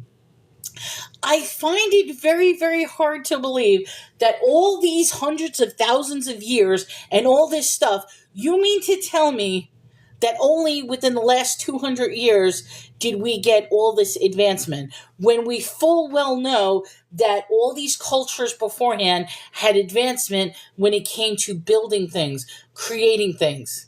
And okay, a light, it could be a light. The thing I'm getting at is just think about this. Maybe that sensor is used for something that we don't necessarily understand. We're just assuming that it's a portable incense burning device. But remember, back then, fire was so important. Incense was so important. Aaron's sons, 2 sons, immediately got killed just for putting the wrong incense on the altar. So now Moses is literally saying, you're within this tabernacle. He's not saying simply get out. He's saying take your censer with you. And I feel like that's an important thing. Take your censer with you and get out. That's what he's saying. Because I almost feel like there's a significance to the censer that we don't know today. Okay? Just think about that, guys. I could be way off. But I just feel like there's a significance to that. But let me go on. Okay. This do, take your censers, Korah, and all his company, and put fire therein, and put incense in them before the Lord tomorrow. It shall be that the man from the Lord thou choose, he shall be holy. Ye take too much upon you, ye sons of Levi. Okay, so the Lord is going to choose a holy person again. Moses said unto Korah, hear I pray, ye sons of Levi.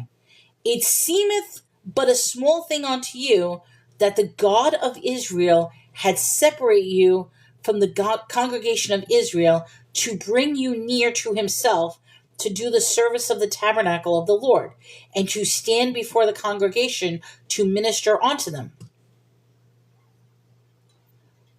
Okay, so I guess that's a he's asking a philosophical question to him. Does it seem like a small thing to you that our God actually chose you to stand before the congregation? That's an interesting. Let me keep going. Wait. It's light. Okay, not Hunger Games, more like 2012. Are we getting into destruction or Agenda 2030? And this whole thing is because they challenged the authority of God. Okay, so something's getting. So I shouldn't say I'm getting excited, but as soon as he said they're going against Moses and Aaron, I'm like, okay, where's the bloodbath going to happen? Let me get to it. So obviously you guys know what's going to happen. I don't know what's going to happen, but let's just say. So he's giving him a rhetorical question.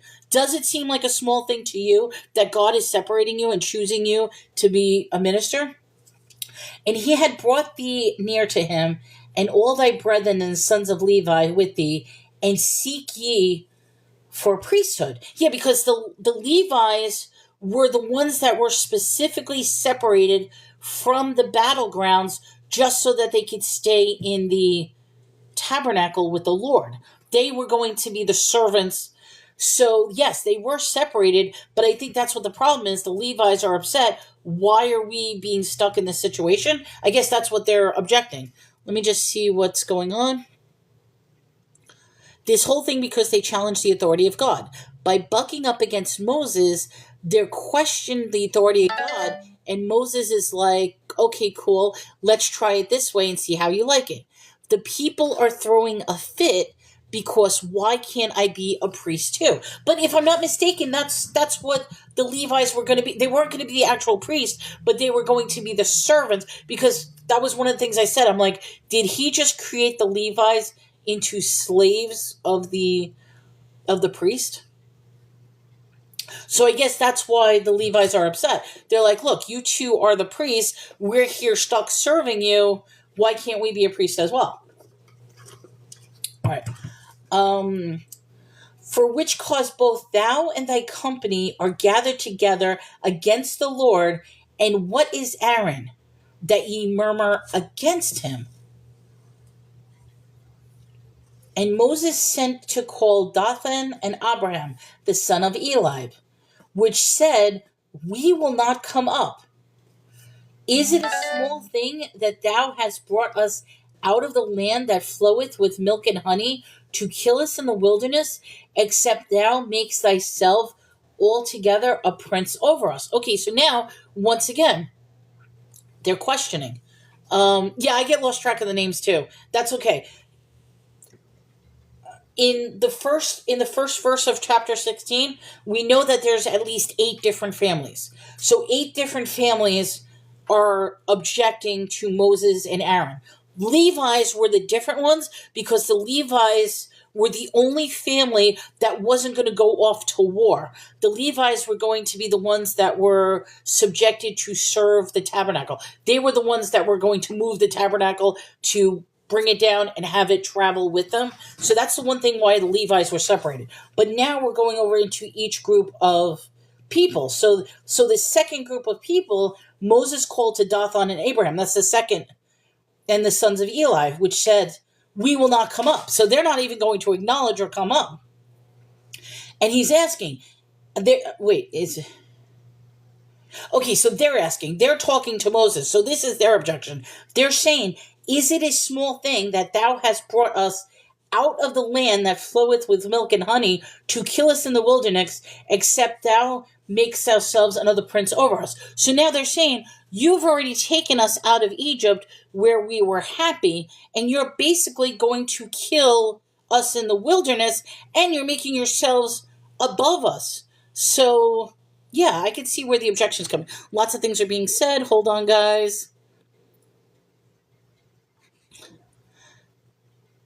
The land of milk. Okay, I will say this. 21 has a very, very interesting video. I did see the video.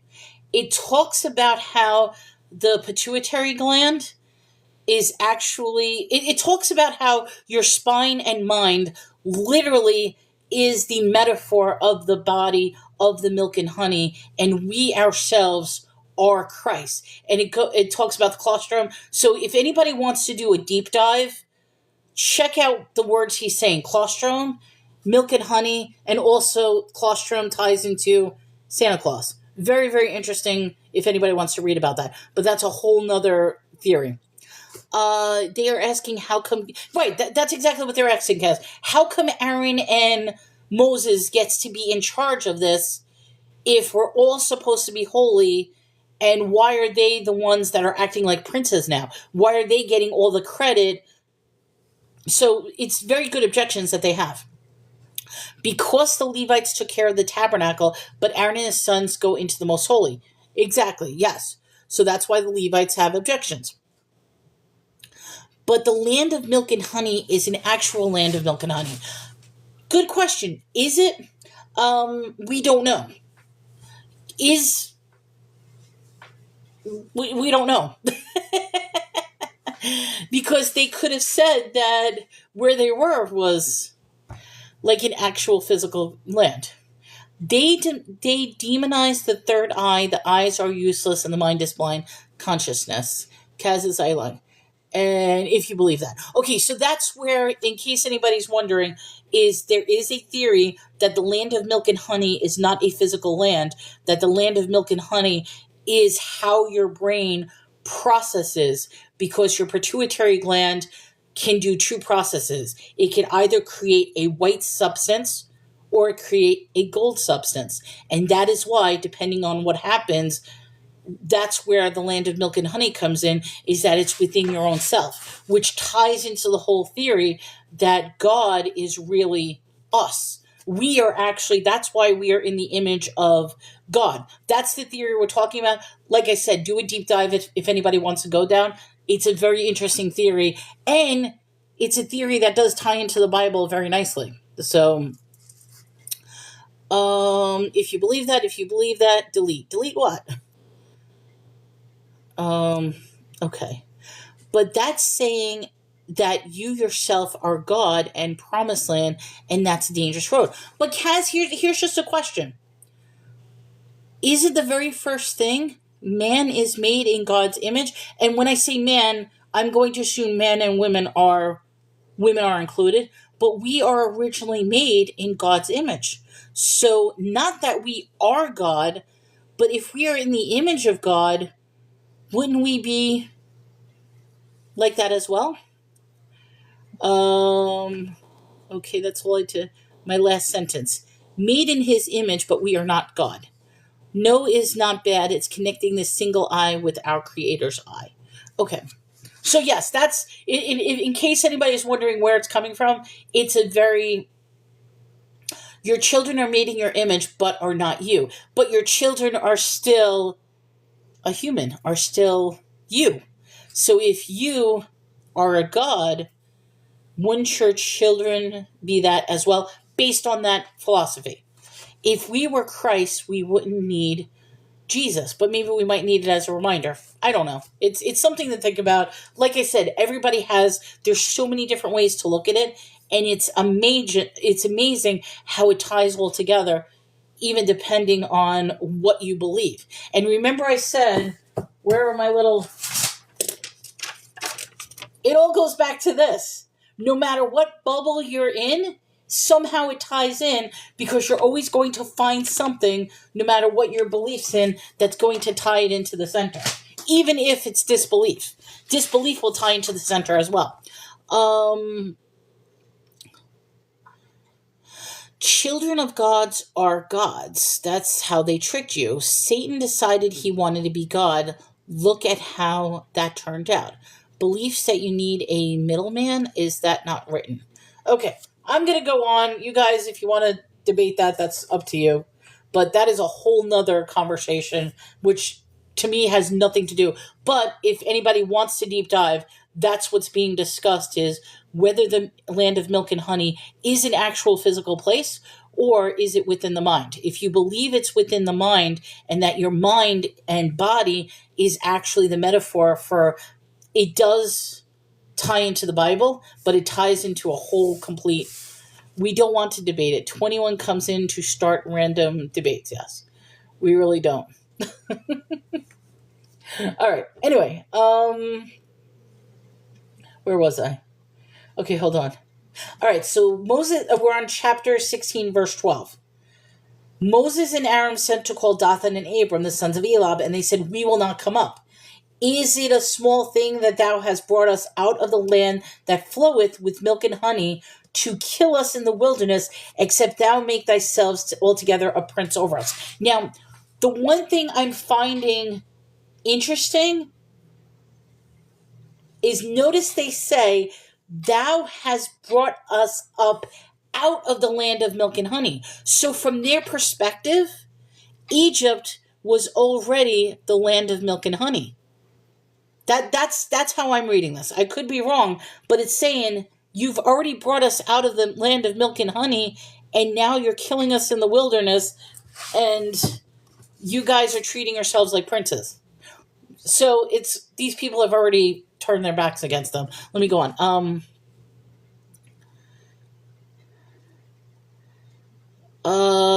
Okay, we really don't want to debate. Okay, we don't. That's what I'm going on. 21 just starts in. Okay, we really don't. Well, sometimes I like to debate, but I'm going on. They're metaphors and allegories, but we love you. You prefer your ignorance and not the word.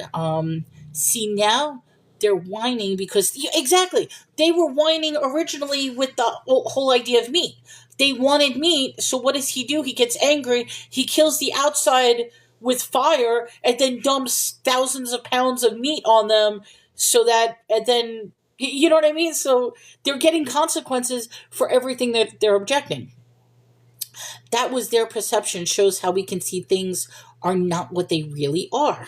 Sarah and Sarah and Kaz, don't leave this live, so don't make me say some. Um, we don't need to say shit to. Debating with you is one thing. It's your live and it's okay. Debating in comments is just different. It can be. So if you don't want it, hold on. I hope I didn't just invite somebody, but we'll say. That's why I hate these. All right, 21. You haven't heard. Just keep the conversation relevant. We don't want. I don't want to have to mute anybody or stuff like that. Keep it respectful. If you guys want to debate something, that's fine. But if it has nothing to do with this, and I already introduced what the debate could be. What I said was do your own research, because that research right now, literally, I mean, while it ties into the idea of milk and honey, has nothing to do with what we're talking about at this moment. Debating with you is actually fun because yes, that's how I believe debate should be. Debate should be about furthering education and discussion and opening the mind, not necessarily being divided into a bubble and saying you're wrong, you're wrong, you're wrong. That's why I hold this, because I think that's a very important dream, if you want to call it dream or vision or whatever. Okay, I respond to the words you speak, which is fine. You can respond. Thank you so much for sharing the live. We appreciate that. Okay. So, pure argument for the sake of argument is not a debate. Stand for nothing but believe in lots of things. I don't support Starbucks. What does that have anything to do with it? Wait, did I miss a Starbucks comment?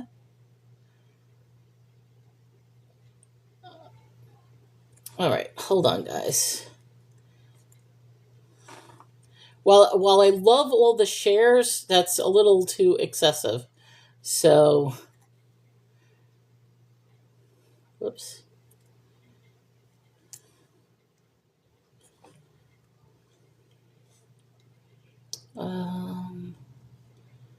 All right, so it doesn't allow me to. All right, 21 said, "How about you go through to Starbucks, since it's always just you three thinking." See, I totally missed that. I'm trying to figure out how to stop sharing the lives because I'm missing everything that's being sent, and all I'm seeing is sharing the lives. So, great way to destroy.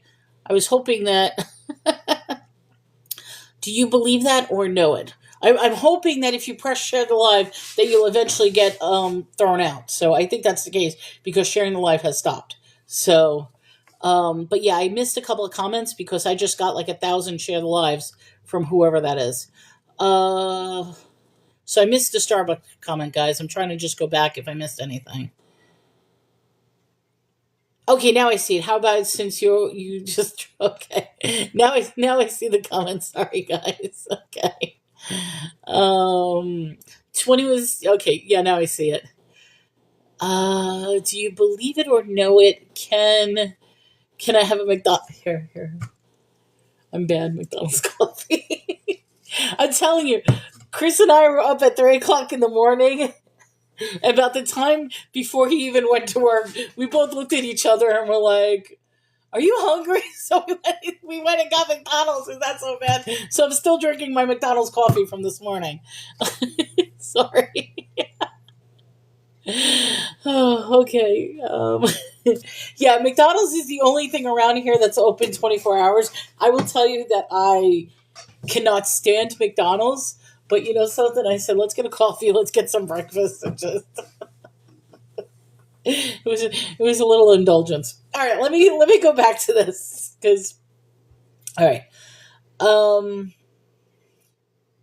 Okay, so their question. So once again, the people already feel that in Egypt, they want to go back to Egypt. That's what it is. They want to go back to Egypt. They are upset with this whole thing. They want to go back to their meat eating. They want to go back to their land of milk and honey because they're saying, you promised us the land of milk and honey. We were already in the land of milk and honey. We were fine in Egypt. You're taking us on this crazy crusade, which now we have to spread out and kill people.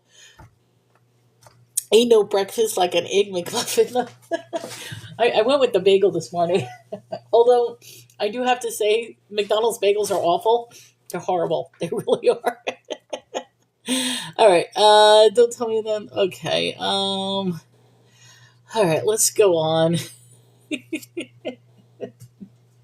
I know McDonald's food is so fake. It really is. I tried not to go to McDonald's, but like I said, we were up early. I had a really bad night. I was in complete pain this morning. And that's why he's like, let's just, because he said to me, he's like, do we have anything for breakfast? And I looked at him like, no, I have to go shopping because we're going shopping tomorrow, food shopping. So he's like, let's just get breakfast. I'm like, that's perfect. It's okay. Because I don't, yeah, I got wild hair and I got a bagel the other day. It was not good. Their bagels are so not good, but I was in the mood for it, so I did. All right, let me go on, guys. All right, so we're on chapter 16, verse 14. Moreover, thou hast not brought us into a land that flowed with milk and honey, or given us an inheritance of the fields and vineyards. Will thou put out our eyes of these men? Will we not come up? And Moses was very much wroth, and said unto the Lord, respect not thou their offering. I have not taken one ass from them, neither have I hurt one of them. All right, hold on, guys. I got a box here. I know this box. Oh, sorry. I got a box underneath my... There we go. Sorry. Wait, what's the question? Hold on, I missed what's the question. Is Jesus God or the Son? Are they equal? You can't answer? Don't be distracting. That's my job. Okay. But you will have something to say. If you're asking me, wait, Trey 11? Oh, okay. Trey 11, welcome to the show. Sit down, listen to it. You're talking to me, the host. Okay. My opinion right now, and I've said this and I will say it many times. At this moment, I do not believe the Lord in numbers is the same as Jesus. That's my opinion. I'm waiting for there to be some sort of shift in attitude, in interaction among people. I'm not saying that there is or isn't going to be a shift, but I don't know the Bible. This is the first time I'm reading, so we'll find out. But I don't see how the Lord described in the Old Testament is the same as Jesus. So, all right. Jesus is okay. So you guys could go on and on talking about. I'm going to continue on to this. You can debate amongst yourselves. I'm going to go on with this.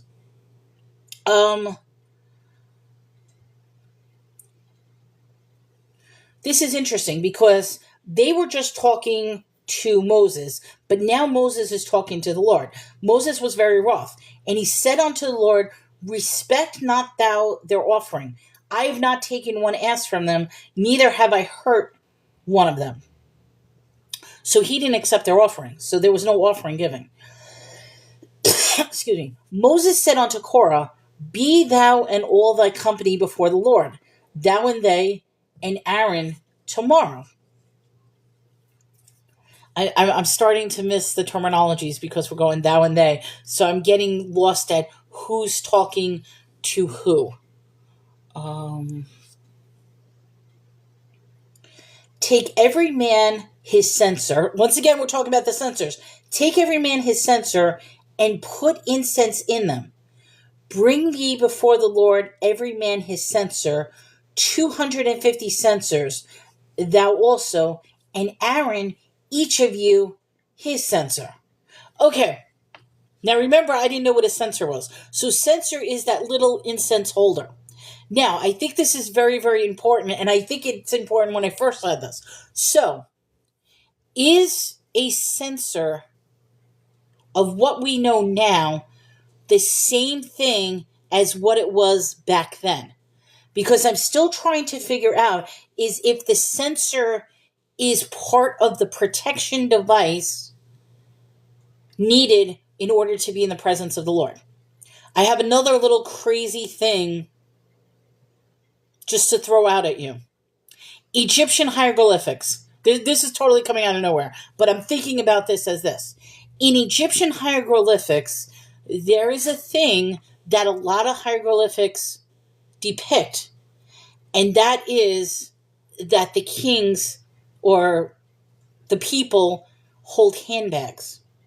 And it's a funny thing. When you look at these depictions, the pictographs, why are they holding handbags?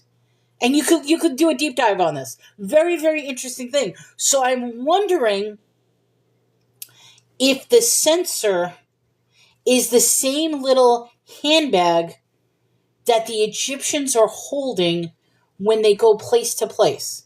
And I think this is an important thing because then this begs the question, and I know, guys, I'm going a little out there, so just bear with me. That begs the question, was this a device needed for energy, for electricity, for living?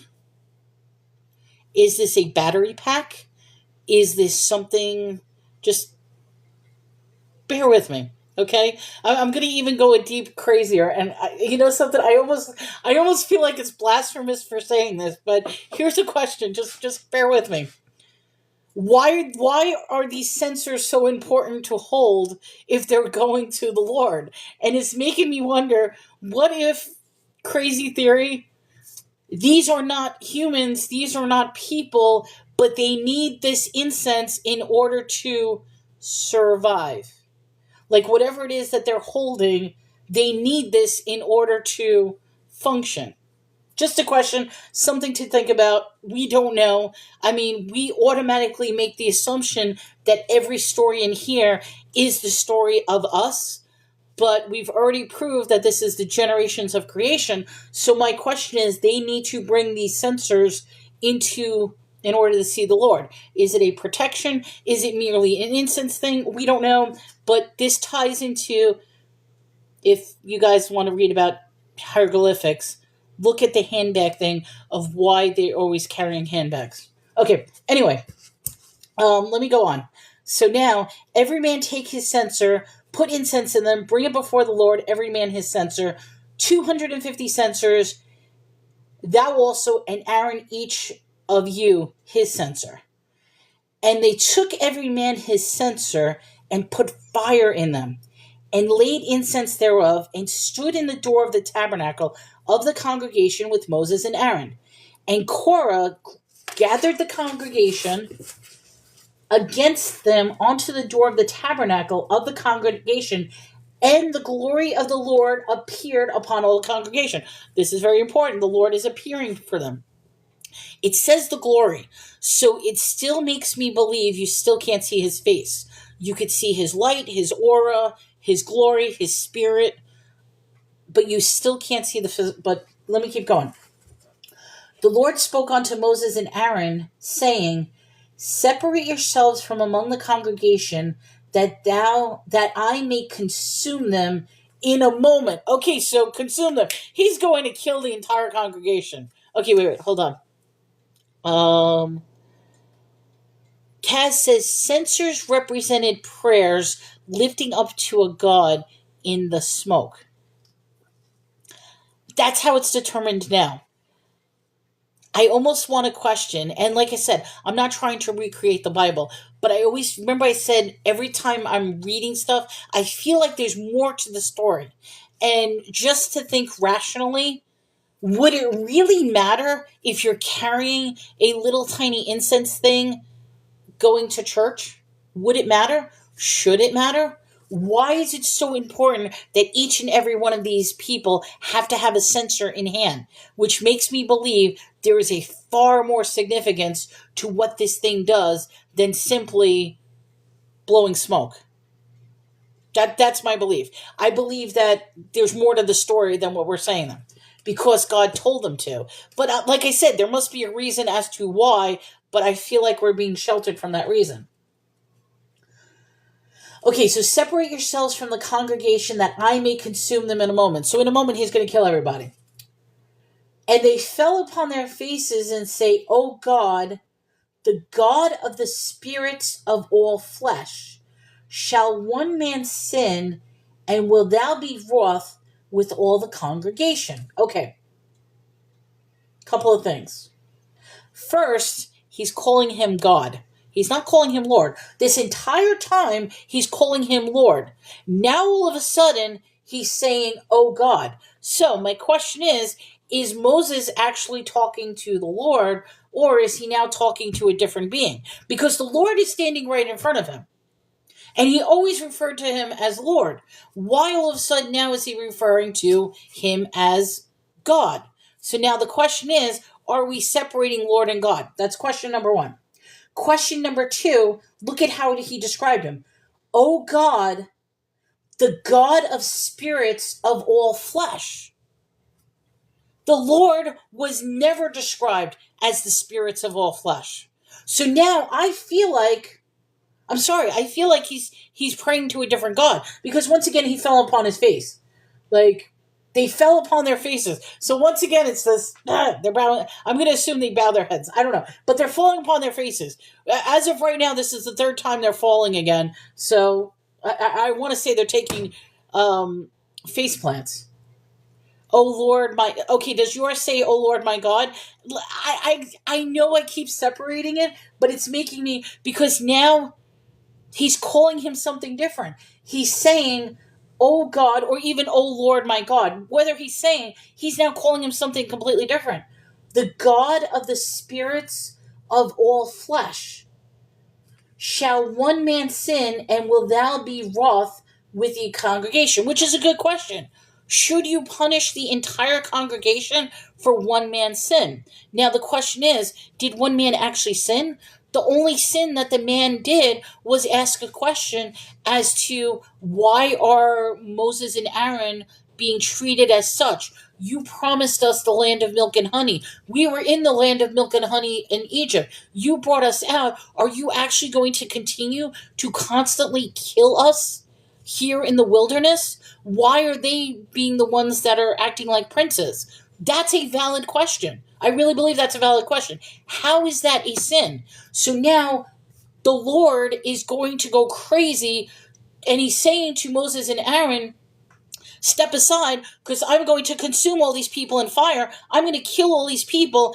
And Moses and Aaron are basically saying, why are you going to punish an entire congregation for one man's objection? I think those are very good points. I think this is a very good question. But there's a lot more to the story than what I'm reading. I really believe. Keep going. Moses says, get away from them or they will die too. So the people move away. It's pride. It's pride. Okay. All right. Let me finish, because I keep you know what? I think that's part of my problem is I don't keep reading, but I keep coming up with answers. Okay. Let me keep reading. The Lord spoke unto Moses, saying, speak unto the congregation, saying, get you up about the tabernacle of Korah, Dathan, and Abraham. And Moses rode up and went into Dathan and Abraham, and the elders of Israel followed. He spoke unto the congregation, saying, depart, I pray you, from the tents of these wicked men, and touch nothing of theirs, lest ye be consumed by all his sins. Okay, so now Dathan, Abraham, and Korah are all already ostracized. So I think Moses is going around and basically saying, look, get away from these people. They're unclean. God is going to kill you all. So separate yourselves, because if you want to get killed, I think that's what he... Okay, so that makes sense. So they got up from the tabernacle of Korah and Dathan and Abraham on every side. Dathan and Abraham came out, stood in the door of their tents, and their wives, their children, their sons, and their little children. So that's a good question. You're going to punish all those people for their problems? Okay, because they're the ones who were prideful and said, why are you better for it? But is that a sin? That's what my question is.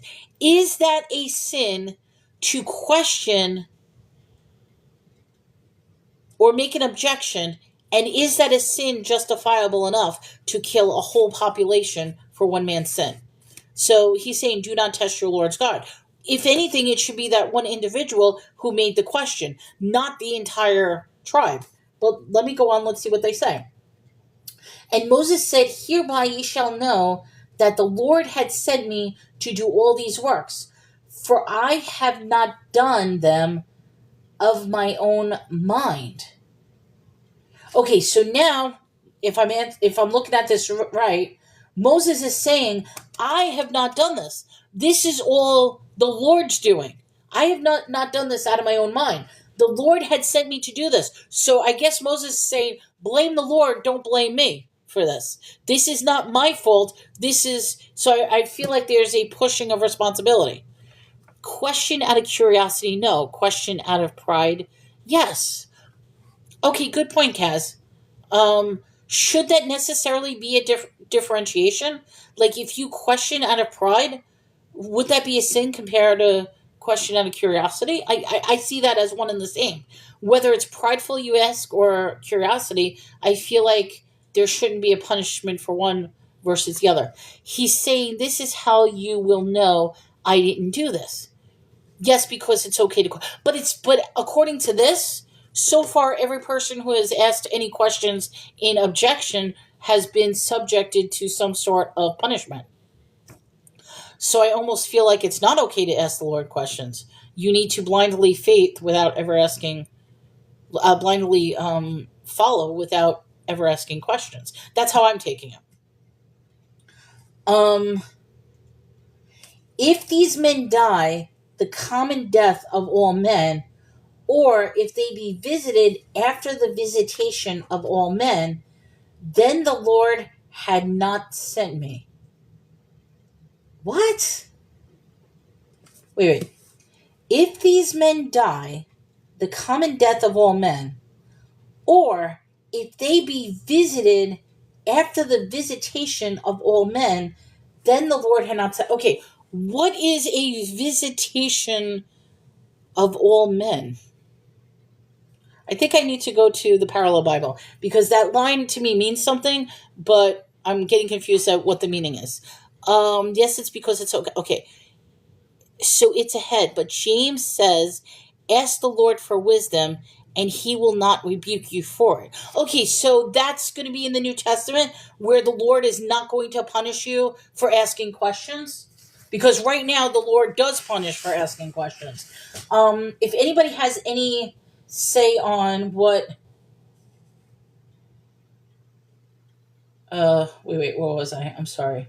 Visited after the visitation of men. I don't know what that means. That is chapter 16, verse 29. Chapter 16, verse 29. I'm going to see what these say. If these men die a natural death, or from some ordinary accident or disease, then Jehovah has not sent me. Okay, they're using the word Jehovah. If these men die the common death of all men, or if they are visited by the fate of all men, then the Lord has not sent me. Okay, so I think he's challenging them. Mine says if the men die a natural death. Okay, I think he's challenging them. He's saying, look, the Lord is about to kill everybody. If they die naturally, like a natural death, then you know the Lord didn't send me. So I'm assuming they are going to die a crazy death. They're going to die unnaturally. That's how I'm looking at it. Okay, yeah. But if they die in a new way, it's from the Lord. Okay, so we're on the same page. So that's what it means about. Okay, so all right, are we going to have a weird massacre happen? You know something? I mean, I'm not trying to laugh, but it's almost like it almost wants to say as I'm reading this story, it's foreshadowing, and I can see that this is not going to end well. So I want to know what freaky way is he going to kill these people. I'm sorry. All right, let's see. All right, so um, okay, but if the Lord make a new thing, and the earth open her mouth and swallow them up with all that appertain unto them, and they go down into a quick pit, then ye shall understand that these men have provoked the Lord. Okay, so earthquake, earthquake, what do you call it? Sandpit. What do you call when quicksand? Quicksand, earthquake, quicksand. What do you call when a hole just appears? Thinking of all these things. Uh, oh man, what's the term when you have land and it just collapses into a sinkhole? Sinkhole. Okay, so that's what I'm thinking. So are we talking about an earthquake, a sinkhole, or okay, sinkhole? All right, that's what I'm getting. But yes, that's the word. All right, so and the earth opened her mouth and swallowed them up.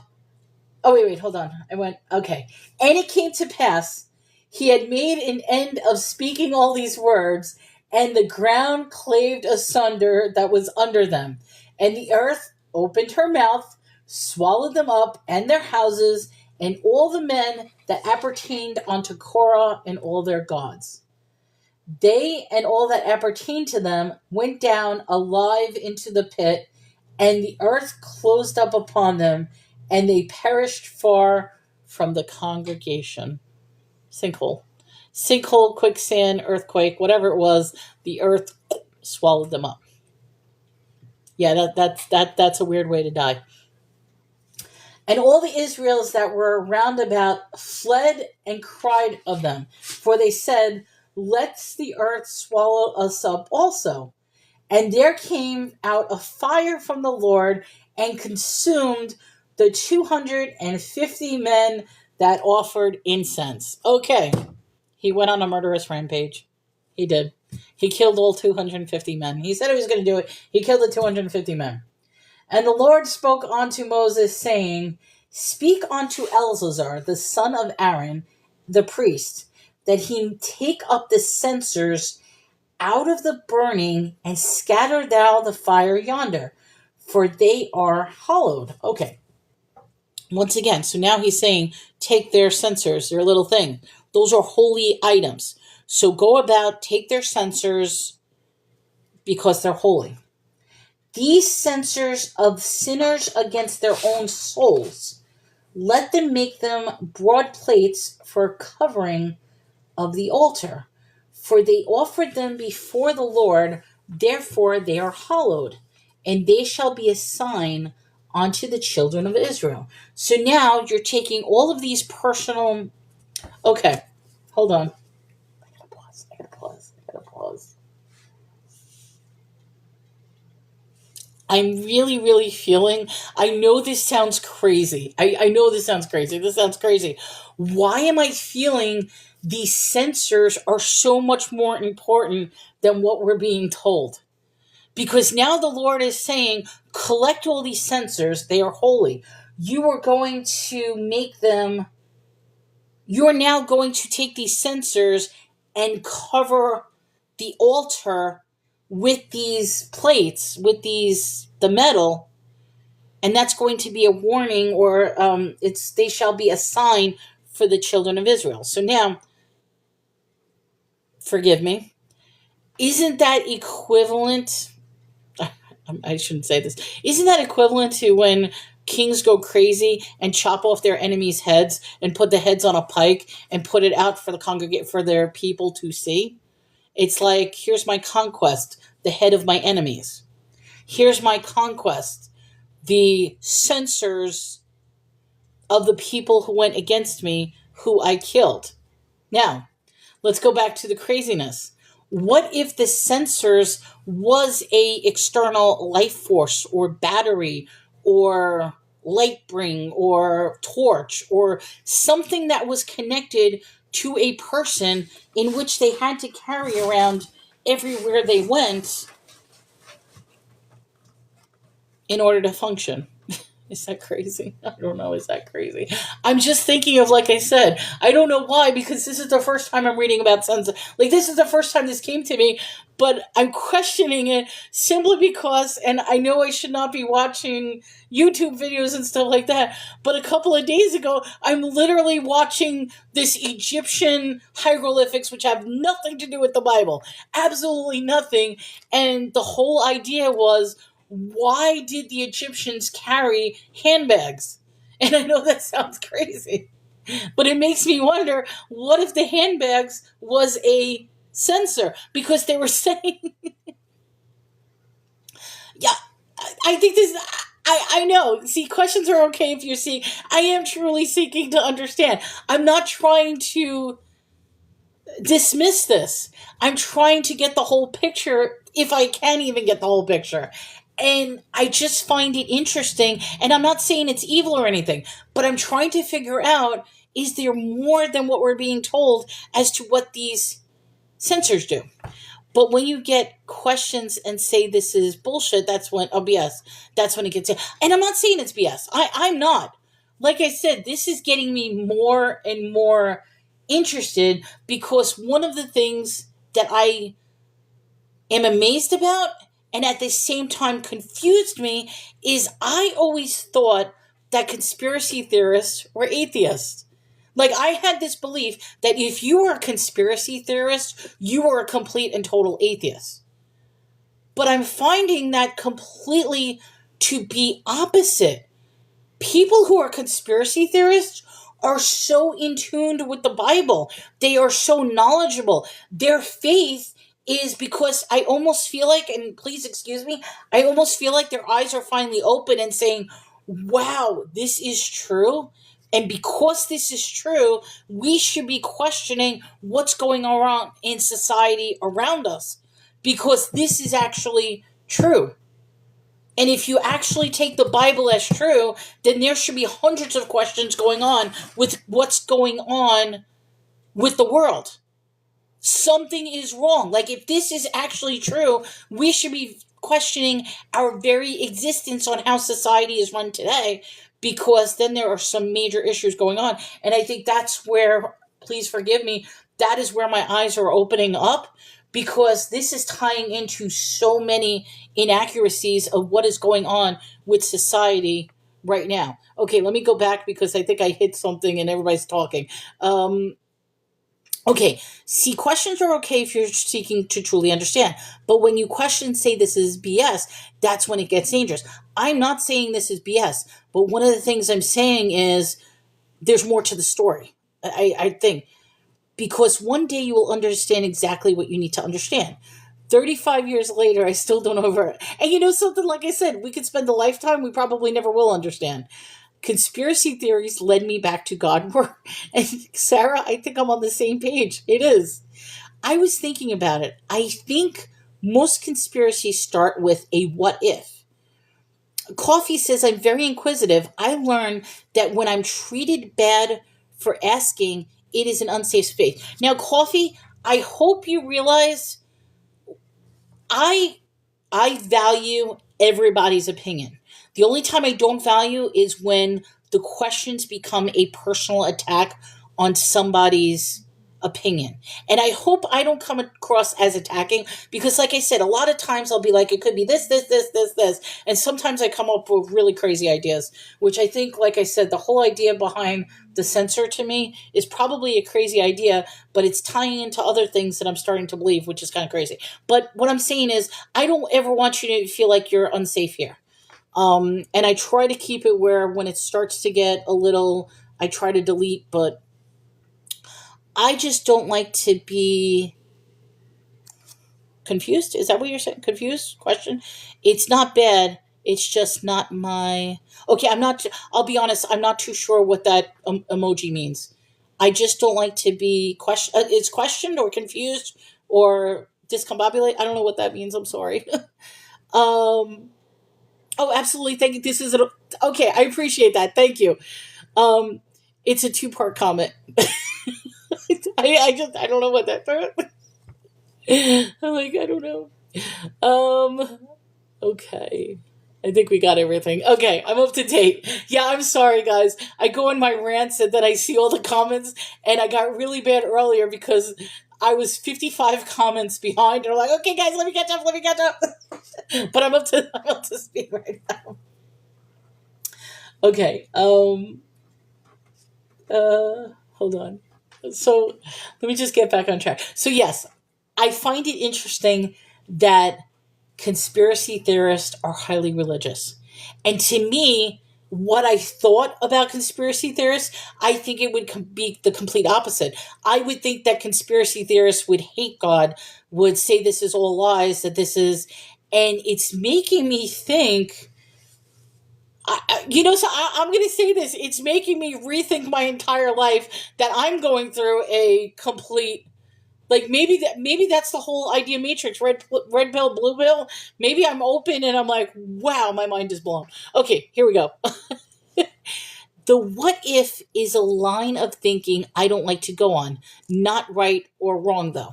Okay, so you don't like exploring the what, which is fine, Kaz. um I admit I like the what ifs. I think about the what ifs, but I do the what ifs without getting so caught.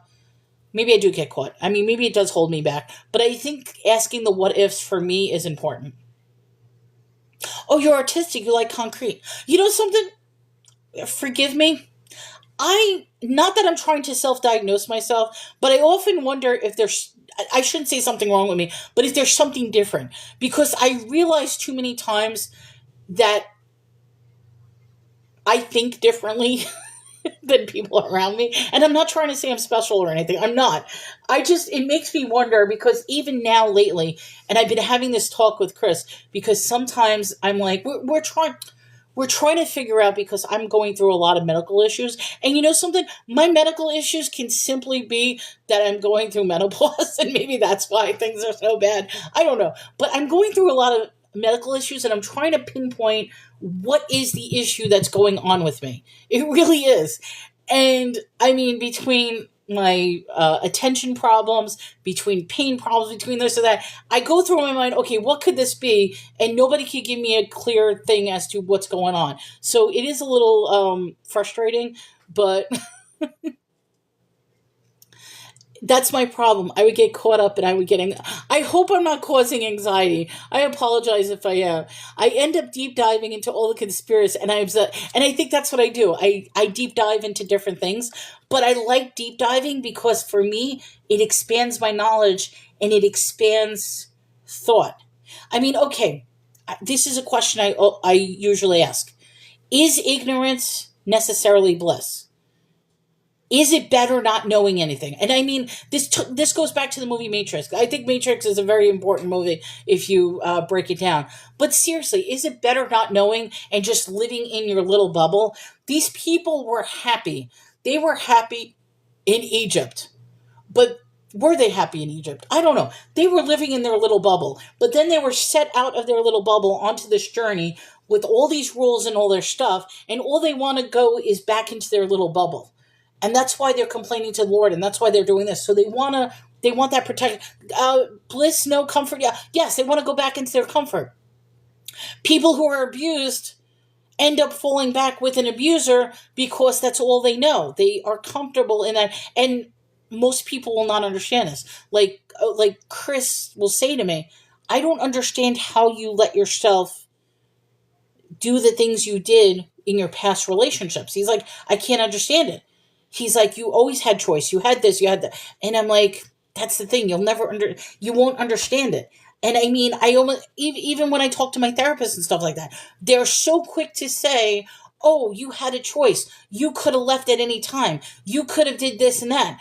That's the problem. When you're that blinded by something, you feel like you don't have the choice. You feel, and I know I'm going into complete rant. I'm sorry, guys, but that's what's happening is they want to go back into their little comfort bubble of going back to Egypt. They are in their uncomfortable zone because they were awakened to the Lord. Their eyes are open and they're seeing things differently, and they don't want to do the different things. They want to go back to the way things were.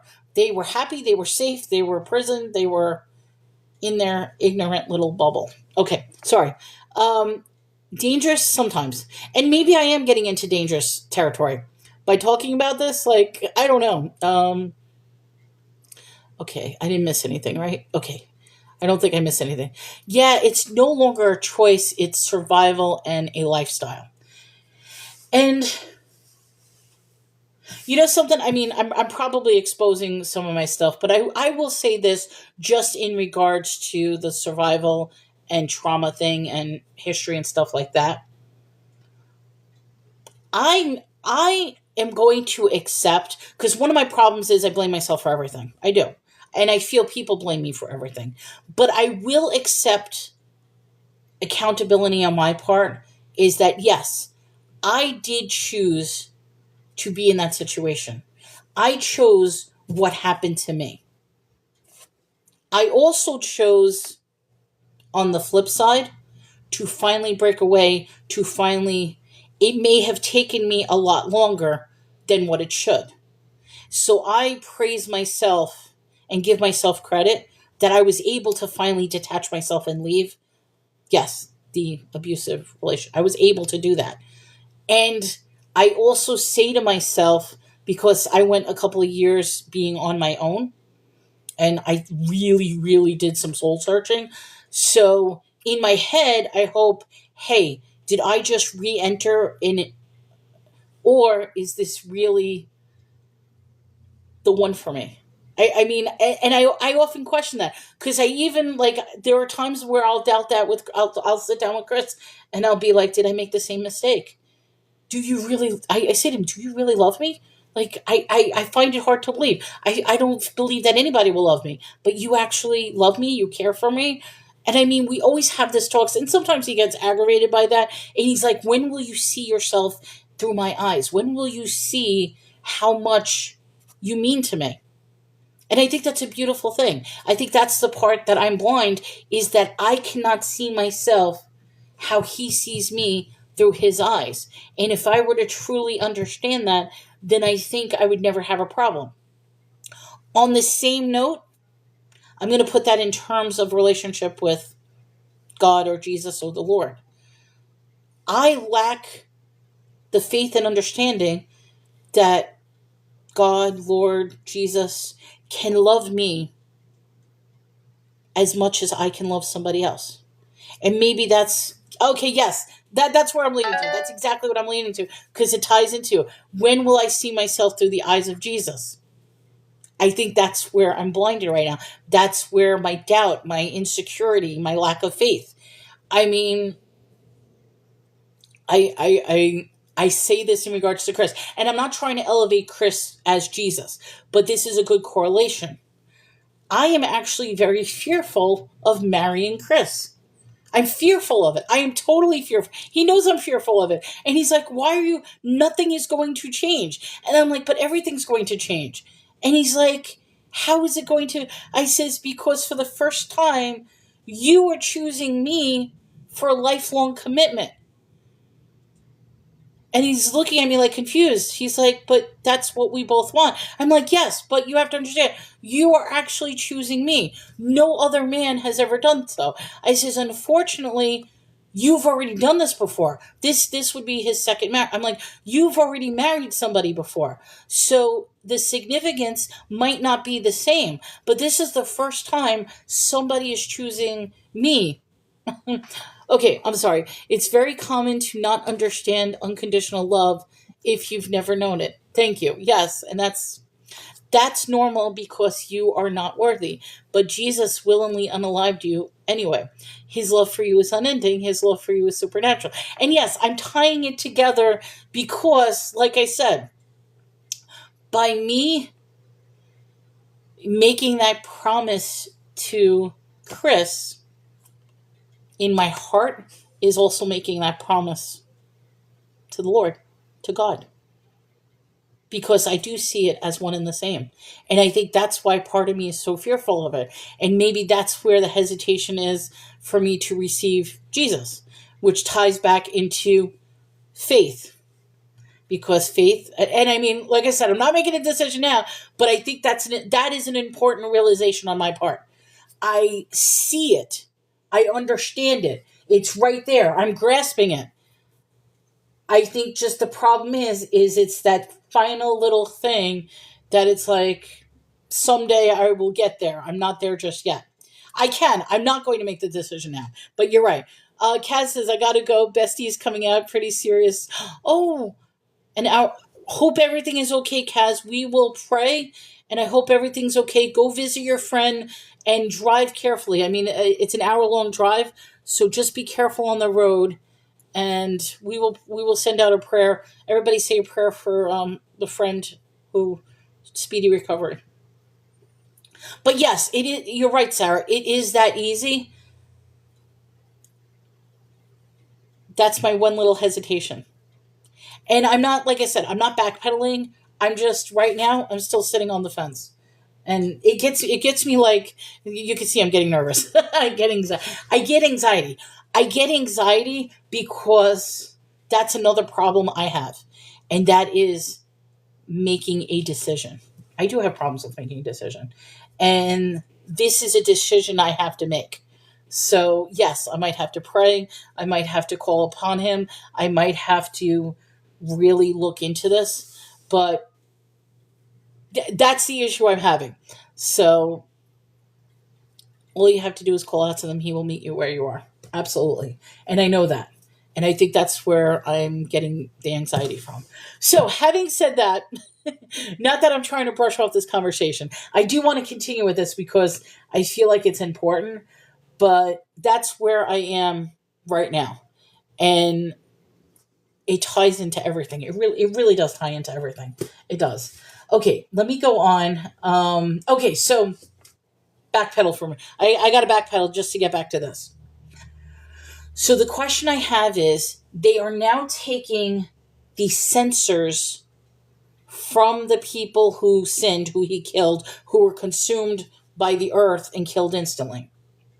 They're going to press them down and put them up on the altar as a sign and a reminder for the children of Israel of what took place and what happened.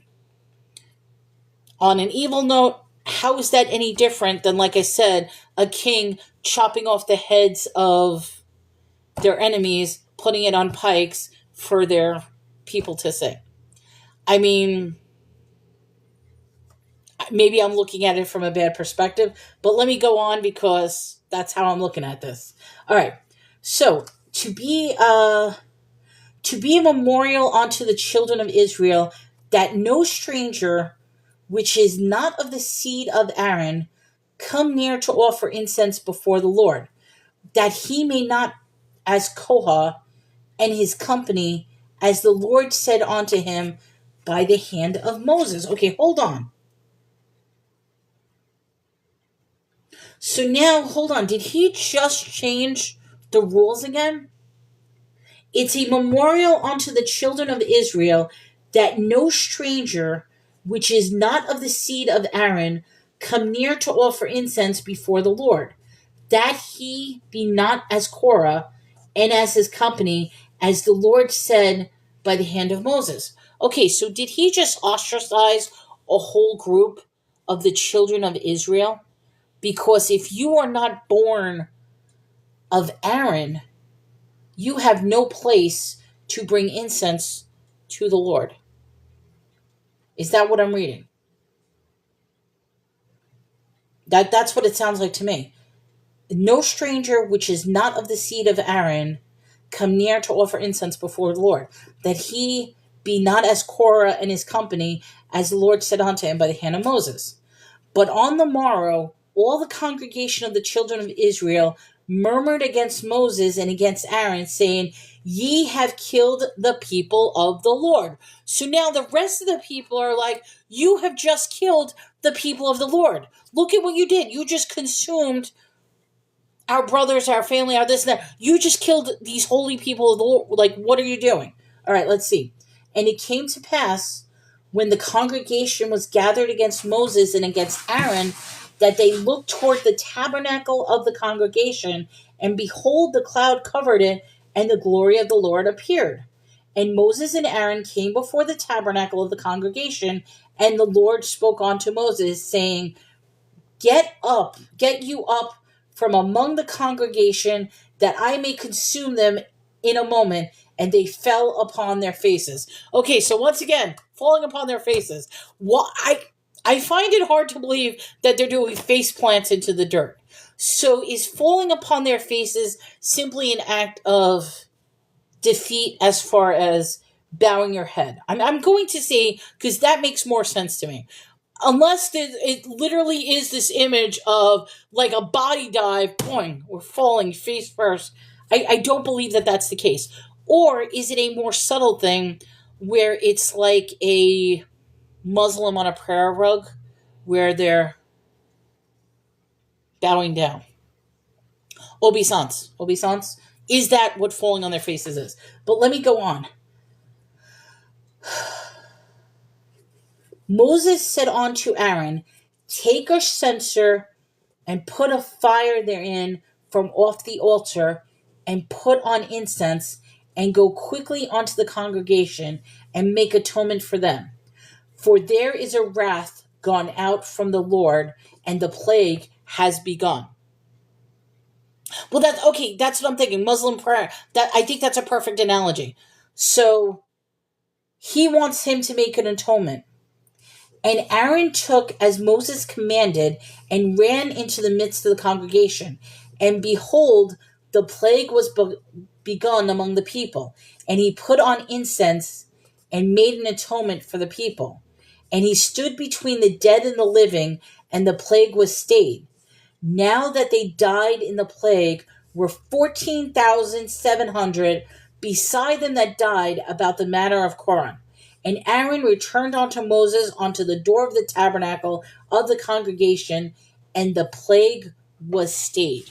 Okay, so now, murderous rampage. He just killed 14,700 people. Check mark, murderous rampage. I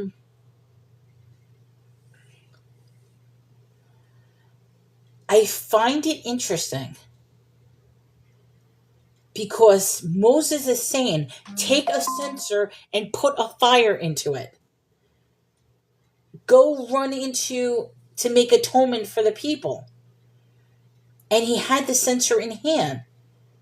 So, once again, is there more to the story about what the censer does? Because obviously the plague already started, but Aaron was spared from the plague because he carried that censer.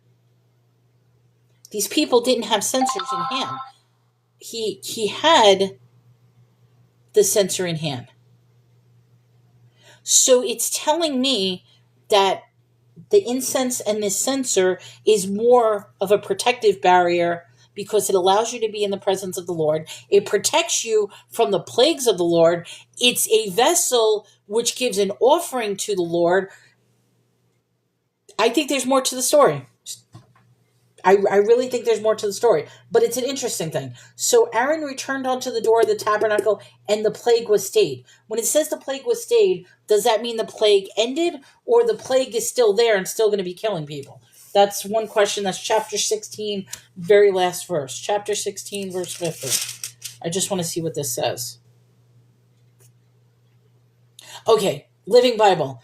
Aaron returned to Moses of the tabernacle, the plague was stopped. Okay, so when you say the plague was stayed, it didn't mean that it stayed there, completely stopped there. Okay. All right, so the plague is over. But that was at the expense of 14,700 people. There may be more. I think the Bible is much more supernatural than we make it out to be.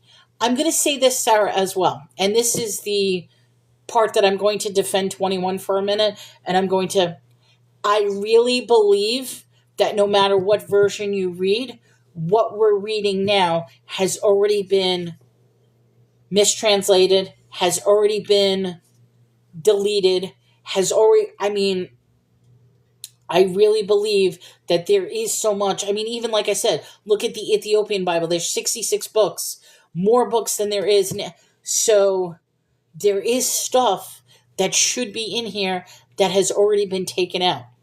So, no, I'm not saying you always do, but just to defend him on something that. So I think that the whole idea behind these censors is an important thing. Yeah, and I agree sometimes too. He is.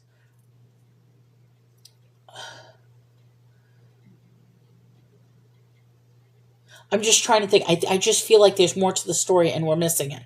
But I was pricing, I will say this. I was pricing the Ethiopian Bibles and they go for about $80 on TikTok. And I'm like, are you kidding me? But then Chris was funny because he's like, do you know how much I paid for my Bible? And I'm like, what are you talking about? He's like, the leather bound Bible. He's like, that leather bound Bible was over. He's like, it has my name on it and it's leather bound. I says, yeah, but the Ethiopian Bible is nothing more than a mass produced. It doesn't even have a leather bound So I'm like, are Bibles that expensive?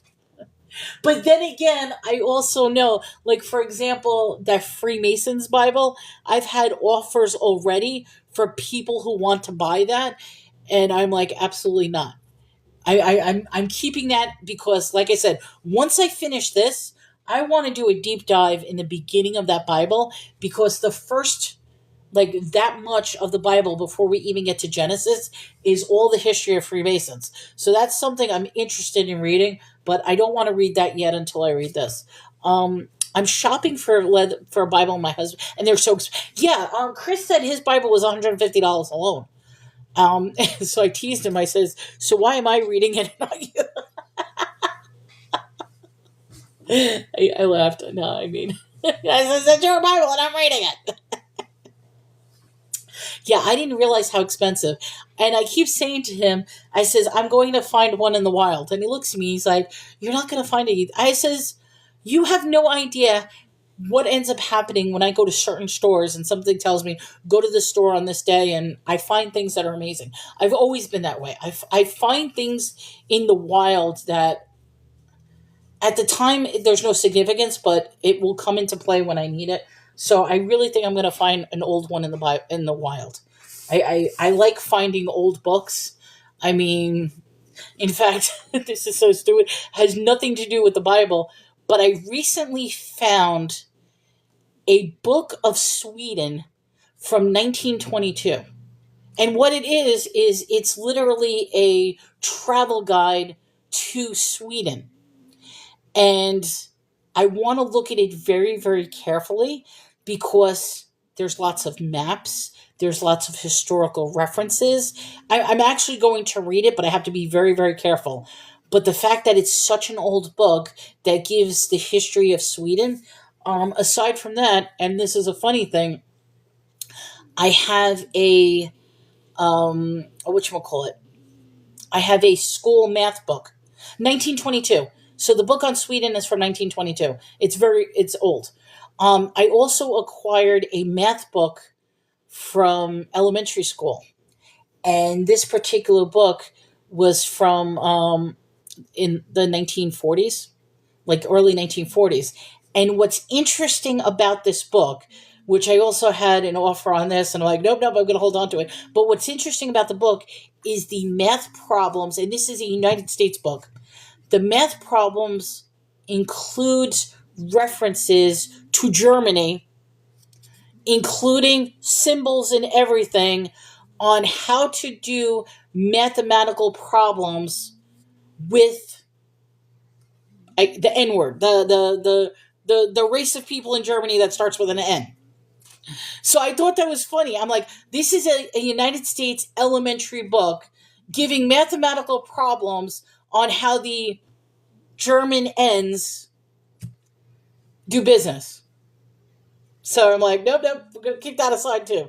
So So yes, I find I'm the type of person, like, I know there's this guy. I used to see him all the time on TikTok. Now I never see him. He's a antique book dealer, and he has like the original Bibles, the 1610 Bibles, and he always goes into his vaults, and his books are like $1 million books, and he'll start reading bits and pieces of it. I almost feel like that's something that I could do with some of my books, because I have a lot of books in storage that are old. And I feel like I should take these books out and be like, hey, look at what I have here. So just something interesting. I'm sorry, that's completely an aside. But I love to read, which is so ironic because I don't necessarily read, like, okay, I do read I like vampire books. I read vampire books, but when it comes to reading, I love reading reference materials as opposed to reading non reading fiction stories. So I don't necessarily like reading fiction stories. I like reading more reference books that teach you something. So that's just the way I am. It's crazy. All right, welcome to the show. I know a couple of people came in. Hi. All right, so chapter 17 is a short verse, but it looks like chapter 18 is a very long verse.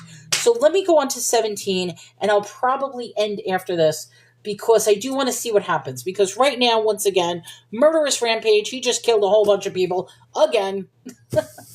Let's go on. The Lord spoke unto Moses, saying, Speak unto the children of Israel, and take every one of them a rod according to the house of their fathers, and all their princes according to the house of their father, 12 rods, and write thou every man's name upon his rod.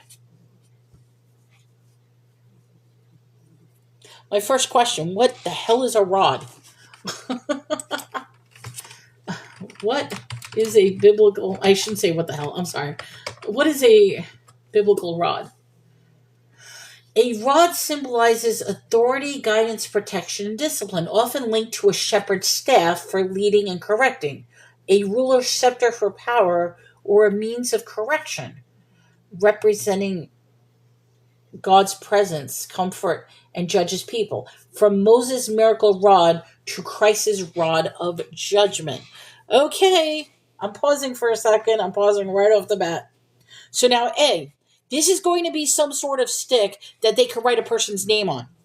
Okay? So each rod is going to have a significance tied to each person. This is important. All right? Hold on, guys. This is a conspiracy theory. I'm sorry. They're carrying a sensor. Now they're going to be carrying a rod and a sensor.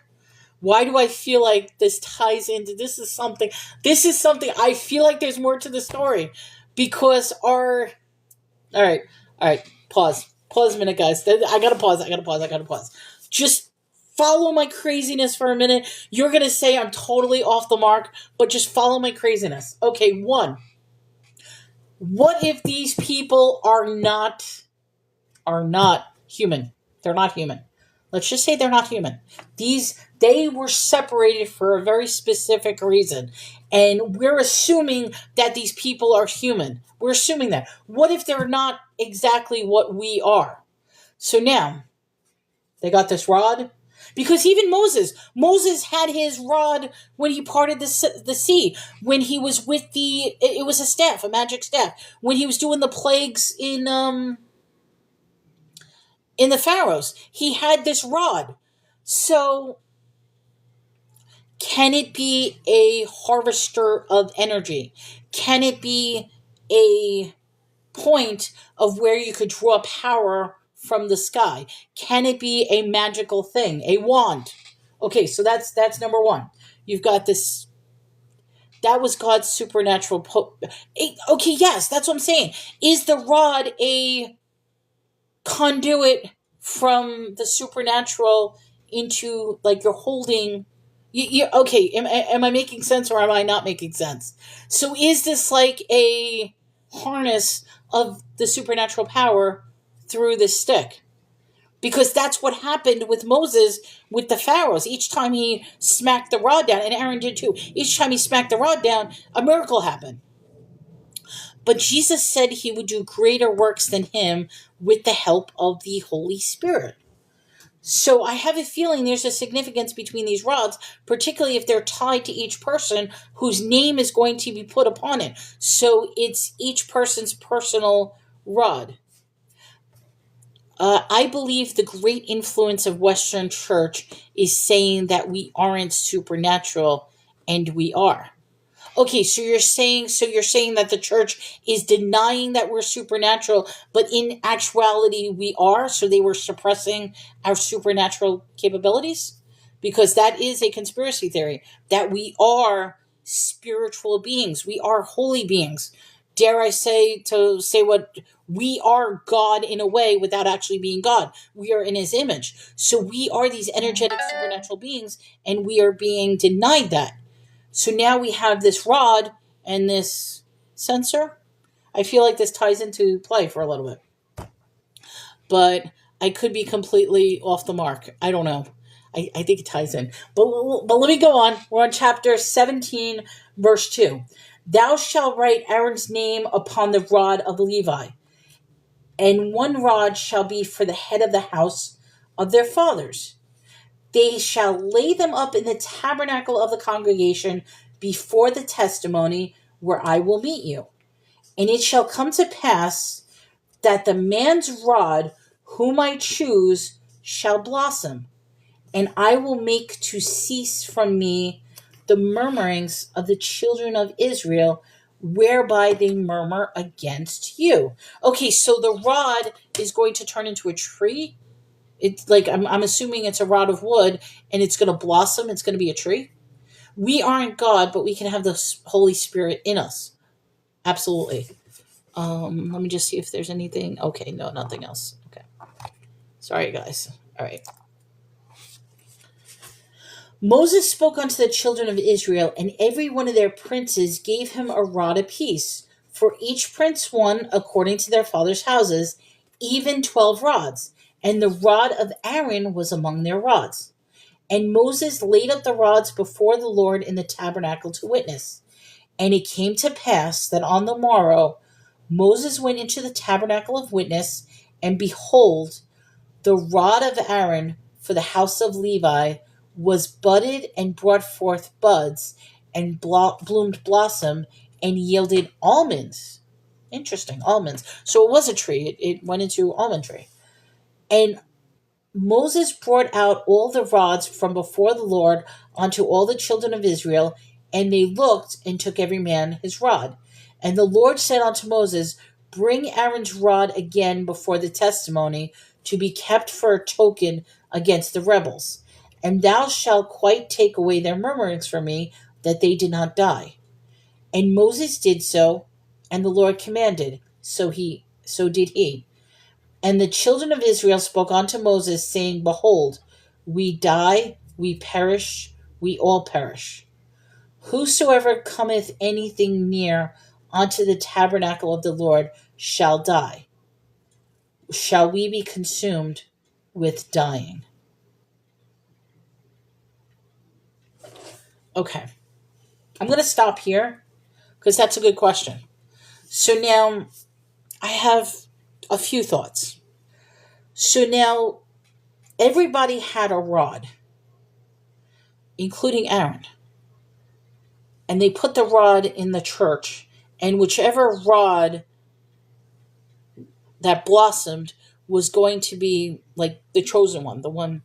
Now, if you don't mind me saying, wouldn't Aaron automatically be the chosen one because Aaron was the chosen one to begin with? You know what I mean? I mean, I almost feel like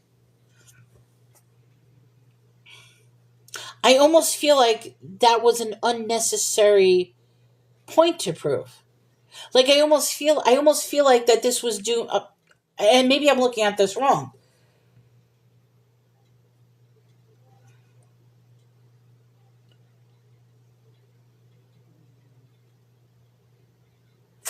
It shall come to pass that the man's rod who I choose shall blossom. he already chose Aaron to begin with. So what is he proving by saying, okay, here's a whole bunch of rods from all these houses. One of them is instantly going to bloom, and the one that blooms is going to be the chosen one. Well, it just so happens that that chosen one was Aaron's. So now my question is, does that mean these rods were anonymous? Like they wrote the name on the rods and just spread them out, that this way the Lord had no idea whose rod was who? And then just magically saying, okay, that rod right there. And coincidentally, it happened to be Aaron's rod, who was the chosen one to begin with? You see what I'm getting at? Or was this just a further proof that says there's a reason I chose Aaron? Look, this is Aaron's rod. Aaron, that's the miracle, that's the chosen one.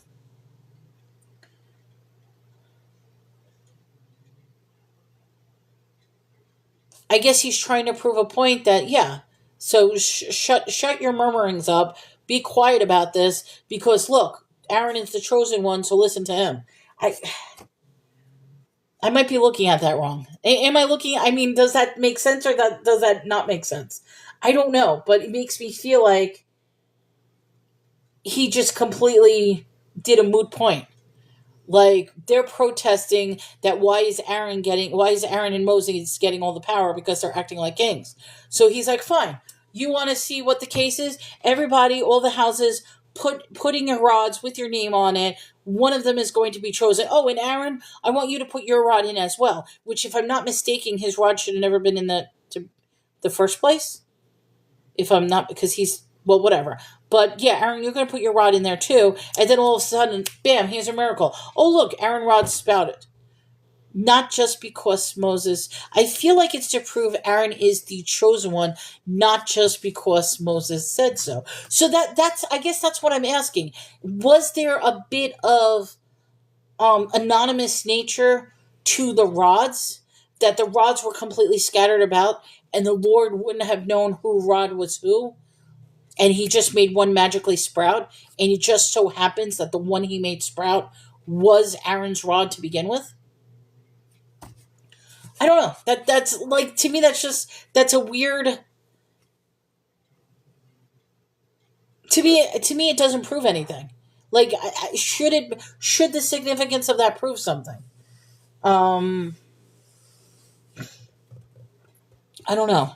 It's impossible to, right. It's impossible. Well, that's what I'm trying to say. So I mean, by the Lord picking Aaron's rod to begin with, he picked his rod. I mean, let me backtrack for a second. I think, and I'm just going to give a crazy example, because this example to me doesn't prove anything. Like, to me, it doesn't prove that Aaron should be in charge. What would have proved something to me, I'm just going to change the context slightly. I'm just going to change the, because like I said, this is simply that, okay, Aaron had a rod. He put the rod before the Lord. Boom, the Lord said, okay, let that bud. That doesn't prove anything to me. What would have proved to me, and I don't know if this makes sense, is what if everybody had a rod, they wrote their name on the rod, put it before the Lord, and then all of a sudden, every rod that they picked up, when they picked up their own rod, each of them said Aaron's name on it. That to me would have been more of like, wow, what just happened? Everybody just wrote their own name on the rod, and now all of a sudden everybody's rod says Aaron. That to me would be a mind blowing, oh my god. Or something along like you pick somebody that is completely, you know what I'm saying? Like to me, I don't see how that is a significance, because the Lord chose Aaron to begin with. So what would just justifying that? I don't see where the miracle is. And I'm not trying to diminish the miracle, but do you see where, like, one would definitely be a miracle as opposed to this? It's like, okay, you just simply chose the person you chose anyway. Like, I don't know. All right, so let's end this here. We are going to start chapter 18, which would be episode number 49 tomorrow. That's going to be on 12/12. So we're going to do. So I realized something.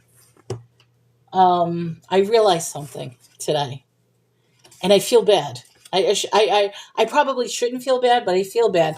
We, generally speaking, what I do is I start a show because it takes a few minutes for people to come in anyway. But I'll start a show basically coming up with some sort of thought because I'll tell a story, I'll tell you something I saw, I'll ask a question, I'll recap. So I always start off a show with some sort of story. This morning, wow, it led into an hour and a half long conversation before we even start. And it also led into some uncomfortable things where people were getting uncomfortable saying, look, we're saying the same argument over and over again. It's getting tiring, which I apologize. It wasn't my intention to be a circular argument. But I do feel like a lot was said and a lot was discussed today. I realized something. I never said a prayer today. Usually I start off with a prayer before we start reading.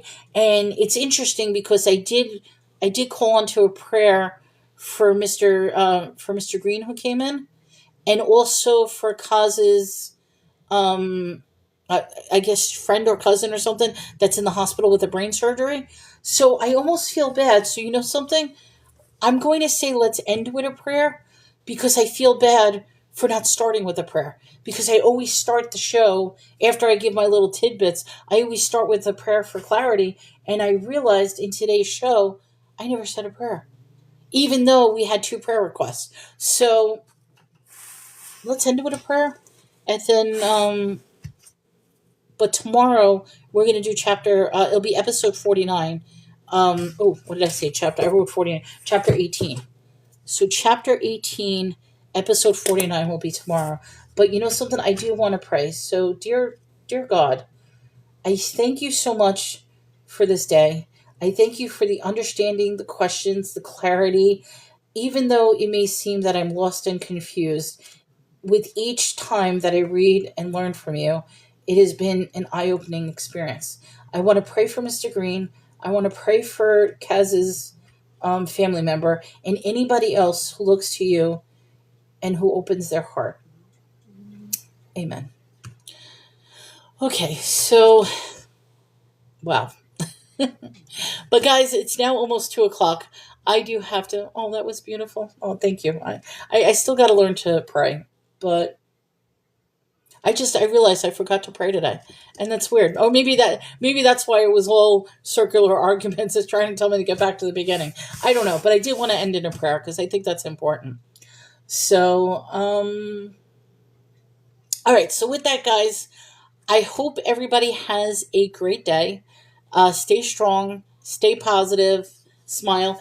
Thank you so much for your continued support, your continued likes. The best part is thank you so much for the conversation. I mean, these conversations are absolutely wonderful, and I love that we can have a safe environment to talk and just discuss everything. I really do. So I hope everyone has a great day. Thank you so much, and I'll see you tomorrow. Take care, guys.